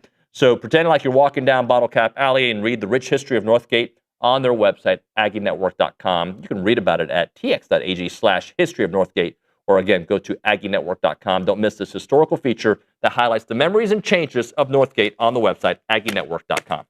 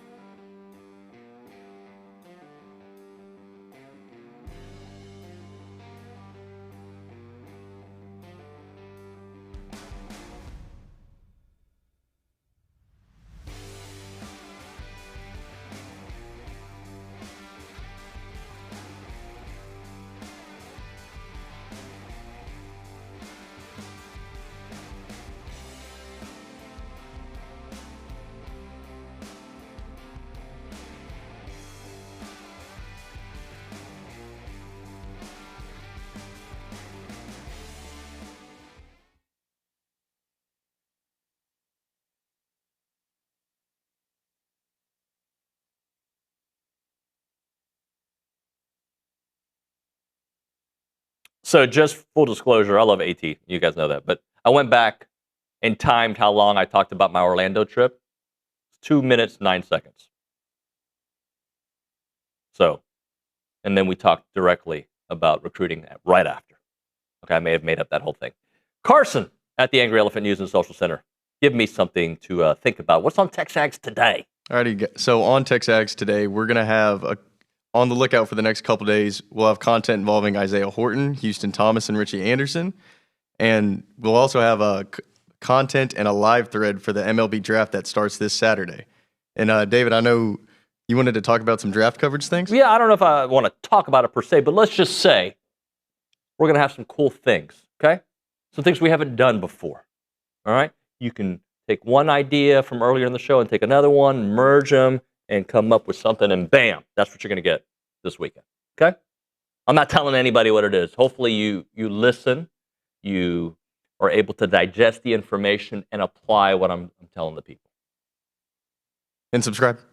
Well, that would be Subscribe and great. be on the lookout. That would be great. What Also- else can people look out for on TexAgs today? Also, we need to start signing up for preseason kickoff. Yep. July 25th? Yeah, July 25th at the MSC.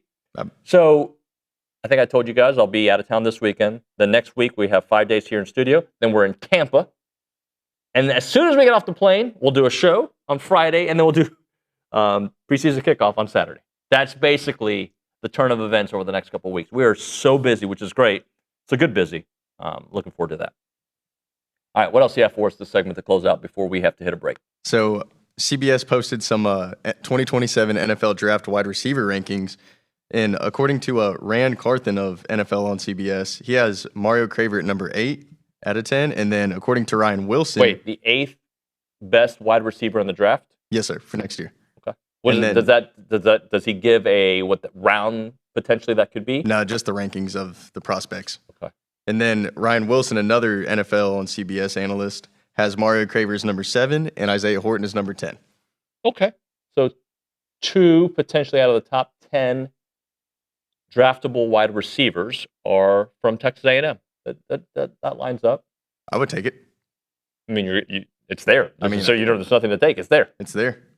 Also, ESPN posted their top 10 coaches for college football, and Mike Elko coming in at number 8, behind guys like Lane Kiffin at 7 and Sark from Texas. Give me the whole list. Okay. Kurt Cignetti's number 1, Georgia Kirby 2, Ryan Day 3. So far, I don't disagree. Marcus Freeman 4. Okay. Dan Lanning 5, Sark 6, Kiffin 7, Elko's 8. Kyle Whittingham at Michigan is number 9, and they have 2 tied for 10th in Mario Cristobal and Kalen DeBoer. Huh, interesting. I'm actually surprised that they don't have Mario ahead of Elko. I wouldn't agree with that, but I'm surprised by that because it seems like if your team beat A&M, you get to be higher. Now, A&M split with Marcus Freeman over the last 2 years. Coach Elko did. They did get to a national championship game. So did Mario Cristobal, by the way. That's why I was kind of surprised Cristobal was number 10. Yeah. Making a national championship appearance. But a year ago, he was like, you got to prove it to me. Yeah. Now, Cristobal's at a point where you got to prove it to me again, right? And I think A&M's in that same spot. Having another successful year, 9, 10, 11 win season, I think he's in your top 5 at that point. All right, we'll hit a break. We'll come back. Billy Liucci, I think, next on TexAgs Live.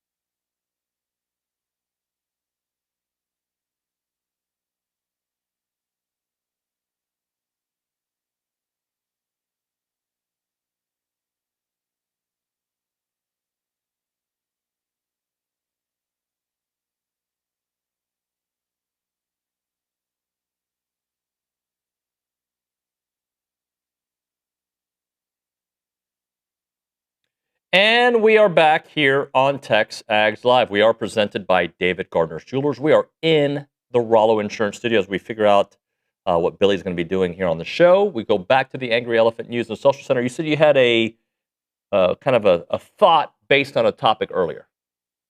Oh, yeah. Well, what I have right now is Phil Steele's predictions for the final standings of the SEC football schedule in 2026. Okay. Phil Steele's been making the rounds, bro. Like, he told us some It's his stuff on the busy show time of year. yesterday, but like he's like, every day there's something new about A&M popping up from Phil Steele. So what is so yesterday on the show, was it Phil? Nick, remind me, was it Phil that I was like, I think it was Phil. I was like, hey, you don't sound so high on A&M. He's like, yeah, you know. I go, so what do you think they're going to do? He's like, yeah, I would take the over on the 8.5. Was it Phil? Yeah, he said that. That was on Tuesday. But yes, he did say he'd take the over on 8.5, and he also said A&M is favored in every game except 2. That's right. I believe it was Oklahoma and Alabama. And the reason I'm bringing it up here with you is like I'm talking to Phil on the show, and he wasn't as high on A&M as he was a year ago. He was very high on A&M a year ago, and I'm thinking, oh man, he's got some Cousin Shane vibes. And then I followed up, and he's like, no, they're going to win.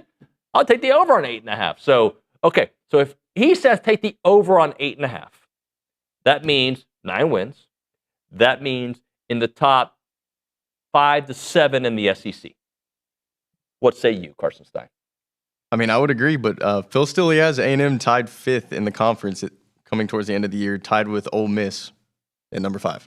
Okay, so give me his 5. So Texas 1, Georgia 1. Georgia and Texas are both tied for first, with Alabama, Oklahoma being tied for 3rd, Ole Miss and A&M being tied for 5th. Okay.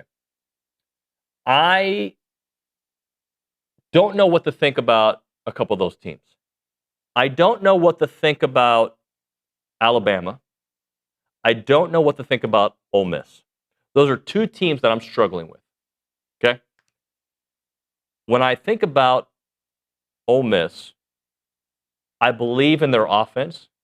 Lacey's fantastic, and the best player, one of the top 3 or 4 players in the world last year in the country was Trinidad Chambliss. Right? What he did, especially at the end of the season, when you get paid to show up, right? Unlike Christian Pulisic did at the World Cup, when you're one of the stars of the team, you got to show up when it matters, and he showed up in a big way. So that's the easy part of why. But like again, completely new offensive staff, different guy calling the plays, different surroundings. I don't know, but they could be. Like I mean, they like A&M. They're going to have to prove a couple things to me. Alabama, I don't have their schedule in front of me. Maybe Nick can pull it up, but I know they have A&M at home. But there we go. Alabama, like the first half of the season seems extremely manageable outside of the Georgia game. They will be tested from the Georgia game on. They will be tested with A&M and at LSU and at Vandy. So, Billy, the reason I'm bringing this up, I'll give you time to put your mic on, is that Phil Steele has A&M finishing 5th in the SEC. He told me on the show he would take the over on 8.5 wins. So that's about a 9-win team. He's got them 5th. And the teams ahead of him, I have some questions about a couple of them, just like people have questions about A&M. We've got Alabama that I have questions about just because I need to see more things, and I definitely want to see something from Ole Miss. Would you agree give the top 5 about some of the questions that I have? So the top 5 again, Georgia and Texas tied for 1st. Yeah. Oklahoma and Alabama tied for 3rd. Okay. And then Ole Miss and A&M tied for 5th. Okay. I mean, fit those however you want. I think Georgia and A&M. I mean Georgia and Texas at the top. It's fine. I mean, I think the gap is much smaller. I heard y'all this morning. I heard McGee talking about how Texas is 2-0, and I thought about it. I said, I don't care what anybody says. A&M had a better team than Texas last year, and Texas had a much better team than A&M the year before. In year 1 of Mike Elko, and that was year 4 of Sark, and that team went to the Final Four. But Texas A&M, to me, like, okay, let's say Texas is entering this season, and we think they're a little better on paper. They're right there with Georgia, small gap. Who knows who it's going to be, but A&M, OU, Ole Miss, maybe LSU, maybe Tennessee, but a small gap between those two and the others, I believe. Like as small as we've seen since we've been in the SEC, like wide open league this year. I think Georgia has a little advantage because of their schedule versus some of the other contenders. But if you're looking at it, like for A&M, and everybody looks at the schedule and they go, okay, Texas is probably be the toughest team, and then OU, you're on the road, Alabama, you're on the road, so maybe your 3 toughest games, right? And you better apply the same microscope to OU and Alabama that you are A&M. So if you want to criticize Marcel Reed's interceptions, your ass better criticize John Mateer and his interceptions. You want to criticize offense against Miami and Texas, I would say let's criticize the OU offense all year. You want to buy in that OU's revamped and changed up their offense, then I want you to, not put such a, be such a tough critic of A&M's transition from Colin Klein to Holman Wiggins, because you're giving them this mythical or hypothetical benefit of the doubt entering a season where you say, oh, they're going to all of a sudden have a running game and the O-line's going to be good. And then you better do it both ways. And same thing with Alabama. Total inexperience at quarterback. Humiliated in 2 of their last 3 games last year. It felt like it's falling the wrong way. Revamped offensive line to protect this new quarterback. Like, you better start applying the same thing. So when you do that, Ole Miss, okay, Chambliss and Lacey, that's great. And what about Pete Golding as a head coach? Without Charlie Weiss Jr., who worked some magic in that playoff run for Chambliss in that offense. Like, what does that look like? So you have to do that with all these teams. And then when it comes to Texas, everybody's, well, that's going to be the toughest game they play, and Texas has already beat them twice. Well, what did Texas do last year? At home, they rose up and beat an A&M team that was better than them. And I know Longhorn fans don't want to, they actually don't believe that, which is wild to me. They're so taken by the way they beat a Michigan team with a bad quarterback, in my opinion, in Underwood, and an overrated quarterback, in my opinion, in Underwood, without a ton of play. I think both teams had a lot of players out. A Michigan team without a head coach. And that is what they're putting the A&M game in that and saying, they literally will argue with you that there's a debate to be had as to who had the better season. Because A&M lost to Miami in the playoff that Texas did not get to. They think that Texas was soaring at the end of the year when really in the second half of the season, they went to overtime with Kentucky and Mississippi State and lost by 25 points at Georgia. I would say the only thing they did noteworthy was they held on to beat Vandy and they beat A&M, which is fine. They were trending upward, but it wasn't this rocket ship that they'll make you believe. And so to me, like what A&M has to do this year, because I do think going into the season, I would put Texas right there below Georgia in the number 2 spot. So you're basically saying, well, A&M needs to do what Texas did last year, which is beat what we think is a slightly better team in your house against a rival. They did it. So why are we all going to assume, like some people are, that A&M can't do it? Why is that again? Is it because they have Arch Manning? I mean, last I checked, Kentucky almost pulled that off. Mississippi State almost pulled that off. Georgia did that quite easily. I just think it's that margin and that gap is so small that I don't even know that we'll be saying that in November, that Texas is the better team. Do you think that Alabama, going back to Alabama for a second, is getting more of the benefit of the doubt just because they won their playoff game? Because if you look at the end of their season, you can make an argument it was worse than A&M's end of the season, especially their 2 losses. They got blown out. A&M had 2 close losses. They played a bad Oklahoma offense, and they were down 17-0. Yeah. We're down 17-0 to an OU team that struggled to score 17 in most games, it felt like. But what they would probably say in response is A&M was down to a bad South Carolina team that won 4 games last year. Oh, yeah. I mean, if you're trying to compare these two. I mean, I'm just saying because of the preseason narrative seem a lot higher on Bama. I don't think it seems a lot higher. You don't think so? No. No, I think both teams and most people. I mean, look what you just said. Whoever you're just talking about just had them tied. For Like, third. who's got the narrative of A&M much worse than Bama besides Cousin Shane? I think he had him at third, and I guess it goes back to Like, if you look at the preseason rankings that keep popping up and whoever you're looking at, like, I mean, I think those two teams are going to be within, like, let's say 4 spots of each other either way in the preseason polls. And I would contend, David, that I've heard as much pessimism and negativity about Bama than I have A&M. from Bama fans or nationally. Nationally. Yeah. I mean, like, Bama fans especially, but even nationally, like, I don't hear a ton of negativity about A&M. No, I don't hear a ton of negativity towards A&M, but I feel like, and I don't have the numbers in front of me, a lot of these postseason projections have A&M as a tweener playoff, Yeah. and Bama kind of a tweener, but Yep. 8-9. And that might be because they get A&M at home, and that might be the difference in the way they Yeah, proceed the I mean, so we agree there. It's like, it's a small difference. Yeah. So I don't think they're getting any Nick Saban residual benefit there. I do think I'd flip flop them just from the standpoint of Marcel Reed versus what they're going to put out there at quarterback. Going to be a lot of inexperience and a lot of talent, whether it's Russell or who, like, I think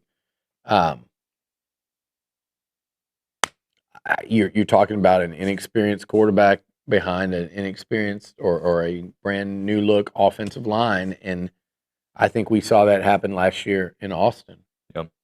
I think we saw what an experienced quarterback looked like for them last year with an offensive line that struggled. So I would be reluctant to put Bama in my playoff ahead of, say, an A&M.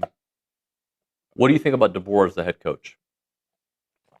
I think he's really good. I think this might not be the job for him. I think I don't know how he does things such as NIL and pushing the right buttons and getting the right level of support and things like that. Like, I don't know how he is in that regard, and I'm not plugged in enough in Tuscaloosa. I could ask the right people that and get opinions on it, but I know what Elko does here. I don't think Kalen DeBoer could have done as good a job as Mike Elko's done here because of his knowledge of the place and how he came in and knew what levers to, buttons to push and levers to pull to get things done early and continue to get things done. And, you have to navigate a lot here. But I think, had Kalen DeBoer come to a place like A&M, I don't know pick a different spot, but even Michigan but just Alabama following up Nick Saban, and you're going to believe what everybody says, and I do, where Alabama's a little behind in terms of, like, say, roster value and what they can spend. Like, you combine those things, and it's like, damn, this is a really tough job versus expectations. I think he's really damn good. I think he was hurt the first year without Grubb. Who went on to the NFL. That's his guy. That's what, they were doing over at, first time I heard about him, Jimbo was trying to hire him away during Washington's first playoff run when they beat Texas and played for the championship. But, man, you look at his resume and you look at what he's done at Bama, despite all of this, that he kind of waded into. And I think he's doing a good job, but I think he would do a much better job somewhere else. And I don't think ultimately this is going to be the job for him. I'm going to jump ahead to a topic I had for later on, but I think it fits with what we're talking about. The next round guys, they had a graphic that they posted. I think it was yesterday. And there it is. I don't know if you'll be able to read it, but the best record in the SEC, in the new modern SEC. Yeah. And A&M is fourth on that. So you got Georgia at 23-5, Ole Miss at 23-5, which I was surprised by. Texas right after them at 23-6. A&M they're at 19-7. Well, it's first of all, I hate that that's 19-7 because I think they should have 1,000,000% beat USC and Auburn. Mm-hmm. You could be looking at 21-5 as well. Yep. I think that's where they should be, but. With that said, I think that's I saw somebody, one of the Texas people that live on Twitter, saying A&M's not beating anybody, and they've beaten one team on the top half of that list. And it's true. They've had a nice couple years of SEC schedule, as it turns out. And then I looked at it and I go, wait a second, Texas has beaten 2. One of them is the last team on the top half of that list, and it's the Vanderbilt Commodores. And they've beaten them twice. So 2 of their wins have come against Vandy. It's to go, oh, they won these games against the top. They're 0-3 against Georgia, and they're 2-0 against A&M. Those are A&M and Vandy are who their wins are against. They haven't beaten anyone else in that group. So they beaten A&M, and they beaten the number 8 team. It's still Vandy, where Texas, talent-wise, should outclass them every time. That's it. They've got wins over 2 of the top 8. I wish it was 1, because then we'd know what that meant. But they got wins over 2 of the top 8. They've also got a loss to Florida. They've also got overtime wins over Mississippi State and Kentucky. Like, these are 3 of the, I think there's 5 teams on that list that have a losing record over the 2 years. And 3 of them they've either been to overtime with or lost to. Mm-hmm. So they pipe down over there. But yeah, it does show you, though, 2 things. It shows you that A&M has a win over 1 team there, and it's Missouri. It wasn't 0. So it's like Texas has wins over 2, A&M's got win over 1. And then you look at the losses down there towards the bottom, or the games that you barely won, and it's not a great look for Texas. But how many of those teams, Billy, like if you look at that top half, Elko and DeBoer are 2-year guys with their program. Yeah. Kirby's been there forever. Yeah, so that first-year record is going to be a little worse, especially if you're Elko. He didn't inherit what DeBoer did, per se. But, like, that 4 for A&M, you can include OU and Texas and make this a 16-team league, but we can go back to 2012, and Kevin Sumlin wasn't able to get it done. Jimbo wasn't able to get it done. But even with 2 coaches that, by definition, you say failed, I would say they had, per each coach, solid tenures, not special. They had 2 years where they could almost get it there, and then it just kind of a gradual, fade. So they were not successful tenures in terms of what you hired them to do, right? Mm-hmm. Which is really forget about the specific measures, just like bring A&M back and keep them there. Or back, I don't even know. It's a different back, because when they were up, it was the Southwest Conference. We're 2 conferences removed from that. But, even with that, from 2012 till now, that list would be pretty damn similar. It'd be Bama, Georgia, probably LSU, then A&M. You think Ole Miss? No. Look it up if you can. Look up records since 2012 for both teams, A&M and Ole Miss. Yeah, A&M's been in the. I've seen that stat out there in the top 4 or 5. And Florida was once there. I think A&M would clear Florida. I think they'd clear Tennessee, because the Aggies haven't had, since they joined the SEC, they've only had one bad year, that 5-7 season. 2022. I honestly think total wins A&M would be 4th or 5th. Yeah. And at worst 5th if Ole Miss got there on. But Ole Miss has some really down years too in that stretch. Yeah, I mean, they fired Hugh Freeze, they fired Matt Luke. Kiffin took it was year 3 before he really got it rolling. So that one will be close, but I mean, A&M and Ole Miss are the only 2 outside of Georgia and Bama with 3 top 10 finishes since joining the SEC. I have the overall record. Perfect. So since 2012, A&M is 116-61, mm-hmm. and Ole Miss is 116-70. A&M's better. Yeah. Interesting. 9 more games from Ole Miss. How's that possible? Did you use AI? Yeah, you AI'd it. What'd you do? What'd you use? I Googled it. That's AIing it. Did Google come up with the answer? I mean, Ole Miss could have 9 more games. I mean, how? I don't know. I don't think. I mean, they could have been in 9 more bowl. A&M's gone to bowl games almost every year, and Ole Miss has missed some years. They're counting some of the playoff games. Yeah, but still, how many playoff games is that? A&M had 1 this year. Ole Miss had 3, so that's 2 more games, and that's the only time Ole Miss has been to the playoffs. I think those numbers are a little wonky. A&M did miss they purposely chose not to go to the 22 bowl game. Yeah. I mean, it's still not 9 games though. So anyway, I think that's a faulty number. I think anybody, if you really wanted to go crazy, you could just look it up and do the math. Yeah, we have yourself.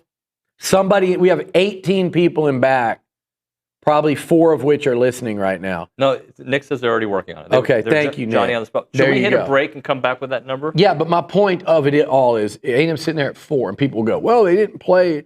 They've had nice schedules. I think West. Mike Elko is trending like this as much as any coach in the country who hasn't won a natty. Mm-hmm. You think of him, you think of Cristobal right now with what he's got going at Miami, maybe a Dan Lanning. I said hadn't won a natty, so that takes off Signetti. And even with guys like Jimbo and Sumlin, who couldn't get it over the hump, and we're here 6 years each, you're still sitting there at 4th, no worse than 5th. Yep. In terms of so A&M, I do think they get a little bit of a bad rap when people say, "Oh, they've won nothing," and that is accurate. But they say it in such a way that it makes it come off as like A&M hasn't been good since they joined the SEC. I'd say A&M's been over a 14-year period. I think they've been good, but that's an easy call. 100% you'd say they've been good since joining the SEC. And honestly, you could say they've been better than most since joining the SEC. All right, we'll hit a break. We'll get that math that'll take 2 weeks to get, and then I'm just kidding, guys. We'll come back with that. Speaking of math, if you're looking for real peace of mind when it comes to your money, check out Aggie-owned Paragon Financial Advisors. They're an independent fiduciary serving clients all across Texas. So we've got no sales pitches, no commissions, just honest financial planning and investment management. And what sets them apart is the over 9 CFPs, the CFA, and the CPA all on staff. They take their credentials seriously, and they work tirelessly to help you build a future that you can feel good about. Go to paragon-adv.com or give them a call, 979-693-3907 to schedule your free consultation today. It is Paragon Financial Advisors, integrity, expertise, and trust. Paragon Financial Advisors.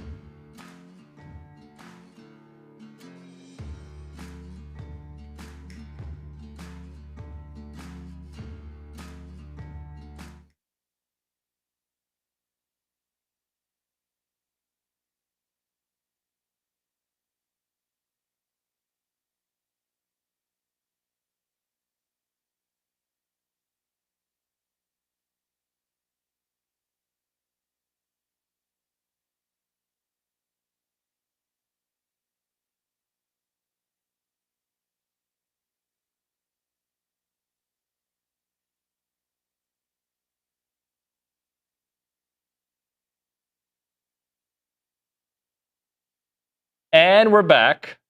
So include Tennessee in your research. But you can't do the zeros. By the way, y'all were kind of dumping on Heupel. I didn't dump on Heupel yesterday. Yeah, you What were. did I say? Y'all were like. I didn't dump on him. I think no. you and OB were kind of. I didn't dump on him at all. I'm not high on Heupel myself. I think, but I think I've been very. Y'all were like, complimentary. he had one good season, and then one of y'all go, well, 1.5. 7-6, 11-2, 9-4, 10-3, 8-5. He had two good seasons and good one season, decent season, 9-4. I think this is a big year for Heupel. Heupel and Steve Sarkisian and Brent Venables all have, I think, really big years for how they're perceived within their fan bases.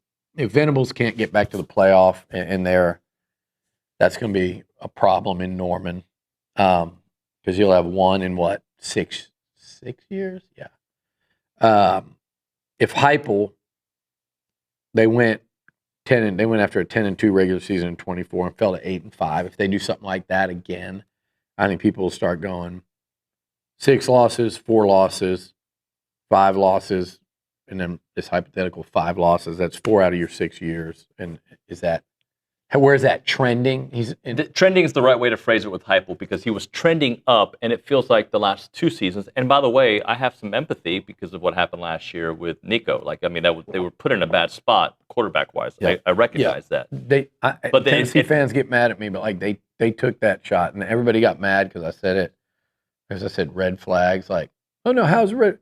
Do you not see his dad and Nico and just realize that you're probably going to run into some issues if that's your quarterback and he's making that much money off the rip, and then where that's going to trend and progress to. You have to factor that in when you're recruiting quarterbacks in this day and age. So my empathy is more for Tennessee with what happened to Hendon Hooker. Oh yeah, that team in that year they finished 11-2. That was with the 4-team playoff.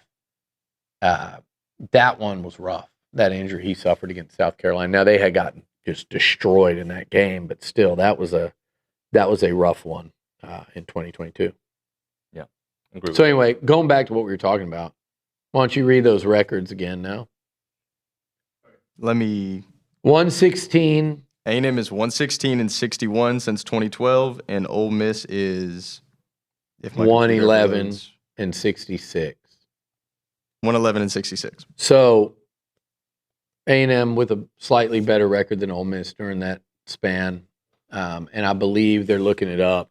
A&M's going to have a better record than Tennessee and Florida during that span. So since joining the SEC, I think I'm pretty confident in State A&M will have the 4th best record amongst the 14 teams. He's right. What does that get you? It doesn't get you anything. It doesn't give you a trophy. It doesn't. But they have the 4th best record. They have 3 top 10 finishes. They have a playoff berth. They don't have a berth in Atlanta. That's what Elko's trying to get to. He's had them on the precipice both times, and unfortunately, yes, they did lose to their arch rival to keep them out. Nick has sent me all the records. Okay, go ahead. You want me to hear them? Texas A&M 116-61. Ole Miss 111-66. Florida 103-73. Tennessee 175. Okay, so A&M the 4th best record. And my point of saying that is the fact that they're 4 and 2 years into Elko doesn't really tell the story because that's kind of where they've lived. Now you've added OU in Texas, so that changes it a little, but that's kind of where A&M's lived at, is right behind. And it was a big gap during their run because it was Nick Saban, Bama. So it was Saban and then Kirby and then big gap. LSU has won a natty during that time. But damn, they've been good in the SEC. They've had more, I would say they've had more up moments than most. You talk about the top 10 finishes. You go through and say which teams in that league have a Heisman Trophy during that time. They've churned through less coaches than most. They're on their 3rd one. I think only a couple have had 2 during that time. They've churned through less coaches. They've got 3 top 10 finishes. They've got the Heisman Trophy. They have some really, I think, if you were talking epic wins during that time, or top 5 wins, or wins over number 1 or number 2, I think you go look at A&M, and they're right there. They only have one New Year's Six bowl because we weren't calling the Cotton Bowl New Year's Six then, even though it was what today's New Year's Six is. So they really have 2 New Year's Six bowl wins. By any metric, they're right there off the pack, off the leaders. They're a distant third, and I would say LSU, I'd still have them well above because of the Natty, but that's it. If you take out, if you just took out the team's best and worst years, A&M over 14 years would be doing everything that LSU's done. But you can't do that. You do the whole body work. If it was A&M, I'd be saying, well, what about that 2019 Natty? Right. So, Bama, Georgia, massive gap. LSU, significant gap because they have a title, not necessarily in records and stuff. And then it's A&M at the top of a pack, and you look at everyone else and everything I just said, and I think the only 2 teams that can claim anything are Ole Miss playoff wins, plural, and Auburn played for a national title in 2014, and they went to Atlanta twice. That's about it. And so, A&M is close enough to strike, let's say. And that's where Mike Elko comes in. And can he get them over that hump? And every single indication so far has said yes. And the one TBD is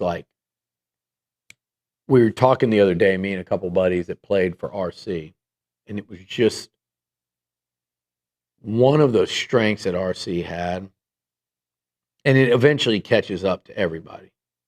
But for the longest time, when R.C. Slocum lost coaches, he was able to replace them with high-level coaches. And you look around even the NFL today and some of the guys that he had, but you're able to replace really good coaches with really good coaches. That's TBD on Elko with all these hires he just made in the offseason, a lot of them in-house. That's TBD. But if you look at everything else he's done, you go, he's pressed all the right buttons. He's figured it all out. He's kind of got this great grasp and handle on this thing. So you want to give him the benefit of the doubt there because of that, but you just don't know till you know. But when Kevin Sumlin lost Cliff Kingsbury, he replaced him with Clarence McKinney. That didn't measure up. Then he replaced Clarence with Jake Spavital. Jake's a much better coach today than he was then as a 28-year-old entrusted with handling Johnny Manziel. And then his first year as a coordinator, he had to handle Kenny Hill. And then, that all the changes that came with that. So, and then you ended up with Noel Mazzoni. Great dude. I've known Noel since Sumlin was an assistant here in 2001, but he was on the tail end of his career. So he replaced, defensive coordinator Mark Snyder, then over the hill, kind of checked out John Chavis. Those things, you look at Jimbo Fisher, as the hires kept going, you saw a regression. Steve Adazio really hurt. There were some other hires he made down the stretch where you go, and that didn't work out. Maybe hanging on to Damian Craig as long as you. So these type decisions, that's the only part in a coach going into year 3 that you go TBD. Because what RC was able to do was replace good with good, sometimes good with great, sometimes great with very good. But he was able to do that for a long time. And again, it eventually catches up to you. But right now, that's kind of, to me, the only unknown with Mike Elko. And the only reason I say that, too, is he's got such a small body of work as a head football coach. We're going into year 5 now. So I believe in it because he hasn't given me a reason not to believe. All right, let's hit a break. We'll come back with more. By the way, Bubba's 33, new partners with TexAgs, by the way. Oh, nice. I love Bubba's 33. Great. They have a really good pizza there. I don't know if they're called garlic knots or garlic twists. Yeah, those are good. Incredible. A little dip them in a little queso there. Great salads. I haven't had a salad there yet. Go in there and get you a grilled chicken salad. They got really good balsamic, which I like. And then I haven't had, but I've heard great things about the burgers. Burgers are good there. Yeah. And then they have a chicken sandwich I really like too, a grilled chicken one. So there you go. Well, this July, every donation for Dine, Give Back, Make a Difference makes a huge difference because if you join their Burgers for the Brave event and help support Homes for Our Troops, their national nonprofit partner, whether you're dining in or ordering takeout by phone, you're helping them give back and make a difference for veterans all across the country. Come enjoy great food, support an incredible cause, and be a part of something bigger all month long. It is Bubba's 33.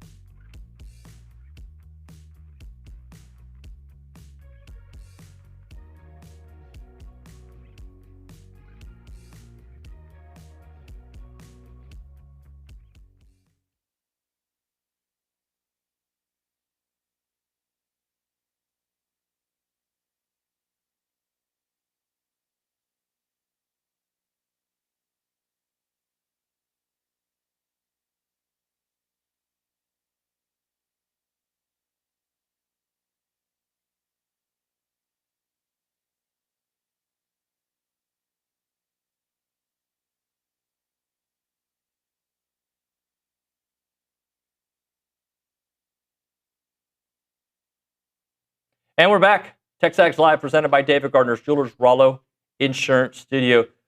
So, Billy, I wanted to read, because I feel like a lot of times when we bring up Marcel on the show, we're like defending Marcel about something. I'm going to bring something out that I thought was actually very nice about Marcel.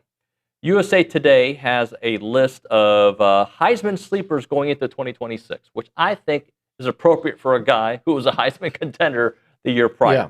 Okay, I'm going to give you the list, and he's on there, obviously. Gunnar Stockton from Georgia. Marcel Reed, A&M. Malachi Toney at Miami. Keelan Russell at Alabama. Damon Williams at Washington. The running back, Bo Jackson, out of Ohio State. Ryan Coleman Williams out of Alabama. And I believe that is it. Yep, that's their list right there. I think Keelan Russell would be a tough one with, like we talked about earlier, rebuilt O-line, not, no starting experience. I could see Malachi Toney.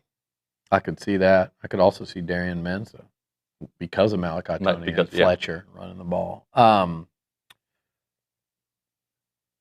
don't really see Ryan Williams, is it Coleman Williams? Yeah, Ryan Coleman Williams. Getting confused with Cam Coleman, but I would almost see Cam Coleman on there before I would see. They might be he's probably under their Heisman real candidates. Yeah, I like Marcel as a kind of fringe candidate early. Like you do have to hold against him the finish to the season. Yeah. I mean, it's just reality. But you can't ignore, like I said the other day, how many, like, not bright spots, but terrific games and moments he had. And you guys can all, if you listen, you can try to say, it's against this guy and this guy and this guy. Well, we're putting CJ Carr. Everybody has him as a real candidate. He just lost 2 first-round running backs. And, like, I would challenge you to prove to me that CJ Carr had more high-point moments than Marcel Reed against a much easier schedule. I mean, CJ Carr played well against A&M. He didn't play as well as Marcel Reed did in that game, and his team lost because Marcel Reed drove down the field and completed a game-winning touchdown pass with little to no time left. So that box gets checked in favor of Reed, the head-to-head. He lost to Miami. What game did CJ Carr win that meant anything? So that's fine. You want to take – so this is what people like to do. Aggie fans do it too, and Texas fans and LSU fans and OU, whatever. Again, apply the same thing you're talking about to these other guys like Mateer, like CJ Carr. So if CJ Carr's on there or Mateer, I would say, like, show me their high points. And then you go, well, but Marcel against the 2 best teams. No. Against 2 of the 3 best teams. Because in one of those games, he was brilliant. 400 yards and a win on the road with a last-second touchdown. So, yeah, you can critique the rest of the schedule, but I'll say, okay, then let's do that. There's LSU on the road when they were ranked. There's Missouri on the road when they were ranked in a really good defense. There was the Arkansas game where he was pretty damn spectacular. There was the second half against South Carolina. And even if you say the whole game, there were turnovers in there, 3 of them, but there were also, like, the overall stats and the brilliance of the second half. I still put that in that's a check in the positive if you're talking about, like, a Heisman resume. So we're naming several games here. What did I say? Arkansas, South Carolina, Notre Dame, LSU, Missouri.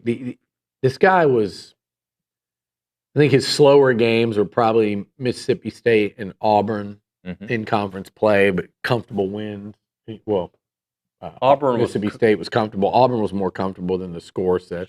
Florida is another game where I thought Marcel was really good. He was excellent. So 2 years in a row. Yeah, so you're at, like, almost like a half dozen games here. Okay, so then you go, well, yeah, but what, Texas and Miami? Okay, yeah, but again, we got Notre Dame in there, so let's list the games that just, without diving into this deep dive and stats, and we could do that too, because like I said, I've done that. But just say, what games were his good ones?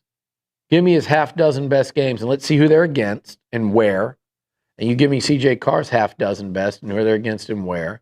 Same thing with like a Mateer. And you could go down the list. So why? My point is, why is CJ Carr in there? And I think he's really good. I do too. Versus Marcel not being in there. And so I just think it's fine. I'm fine with him being right outside, kind of on the outside. I think that's looking the right in spot for him right with now. a spot to go up in. But I would definitely, if you showed me the other list, I could absolutely contest that and say, show me what they did last year and didn't do, and I'll show you Marcel Reed. So it's a fascinating thing of just the lack of, and that's not a lack of respect in this one, but just the lack of like consistency in comparison. People make up their mind. Like I put Trinidad Chambliss ahead because I do say his finish versus Marcel's finish, it does matter. It matters. You have to factor it in. I'm still skeptical on Arch. I am. And on that podcast we do, I've had it like beaten out of me where I just don't want to talk about it anymore because you're talking about this trajectory thing. But I watch it and I think he could be really good. And I think the weapons are sensational, but I'm like, just look at the whole season's body of work, and this trajectory is, yes, he was doing this, but it still included down the stretch. That Kentucky game was like game 7 or 8. The Georgia game, I know there was like they keep talking about a missed PI, but this team scored 1 touchdown. I understand him being there. I think he should be there. But man, if you went down that list, a lot of those other guys, I promise you we could contend them. I got a question for you on the other side. We'll have about a 2 or 3 minute segment next on TexAgs Live.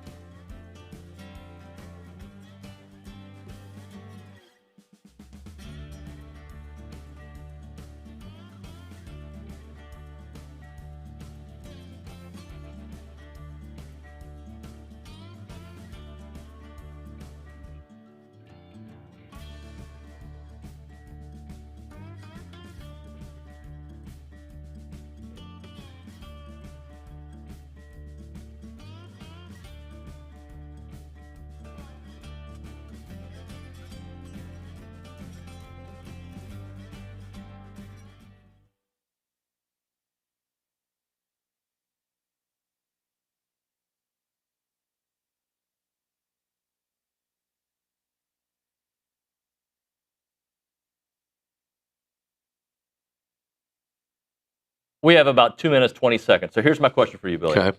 I forget who on the show asked me if Mario Craver could be a sleeper for the Heisman. And of course, he could be, just like Malachi Tony could be. But if we were talking about Mario Craver probably being a potential sleeper for the Heisman, it's because Marcel Reed is throwing him the ball, I would assume, in that scenario. I thought the same thing with, they had Keelan Russell and Ryan Coleman Williams, and then I mentioned Cam Coleman. I said, well, he's probably on that list. Well, if Cam Coleman would win a Heisman, it would probably be Arch Manning's Heisman, because he's be thrown not only to Cam Coleman, but also Wingo. And if those two were going off, it would mean Texas won a lot of games. So same thing with Marcel and Mario. I mean, when's the last time? I know when it is. Devontae Smith won the Heisman for Bama, and that was the only receiver since when. I think for Mario Craver, a more you see these receivers ranked in there as Heisman contenders at various points of the season, and ultimately they're a quarterback. Look at Joe Burrow. Jamar Chase and Justin Jefferson, the years they had were incredible. I just don't think. I think Craver, a realistic goal to me would be, Biletnikoff Award. I think he's that. I mean, like, I read Olin's deal about media days, and Craver, he's a big play animal. And you talk about guys that do it in big games. There, you saw that catch to start the Florida game. You saw the play. We've all seen the play against Notre Dame. People forget because it was such a crappy offensive performance. He had a massive play against Miami that should have given them the lead. It was a great catch on a deep ball with that wind. It was the biggest play A&M had offensively that day. Craver's a complete stud. He looked even better during spring ball than he did last season, which is crazy. But he was a 900-yard guy that missed the Samford game, where I think in a half he could have easily had 100 yards with the way he would have run around that Samford defense. And then he also missed portions of another game and then also was hurt really for the last month of the season. I think in a perfect world, this guy was a 1,200-yard receiver last year. I'll drop it there, Billy. Thank you very much. All right, tomorrow on the show, Josh Pate will join us. Olin Buchanan. Still working on the remainder of the show. I'll be doing it from the road. Appreciate everybody watching and listening. We'll catch up with you mañana.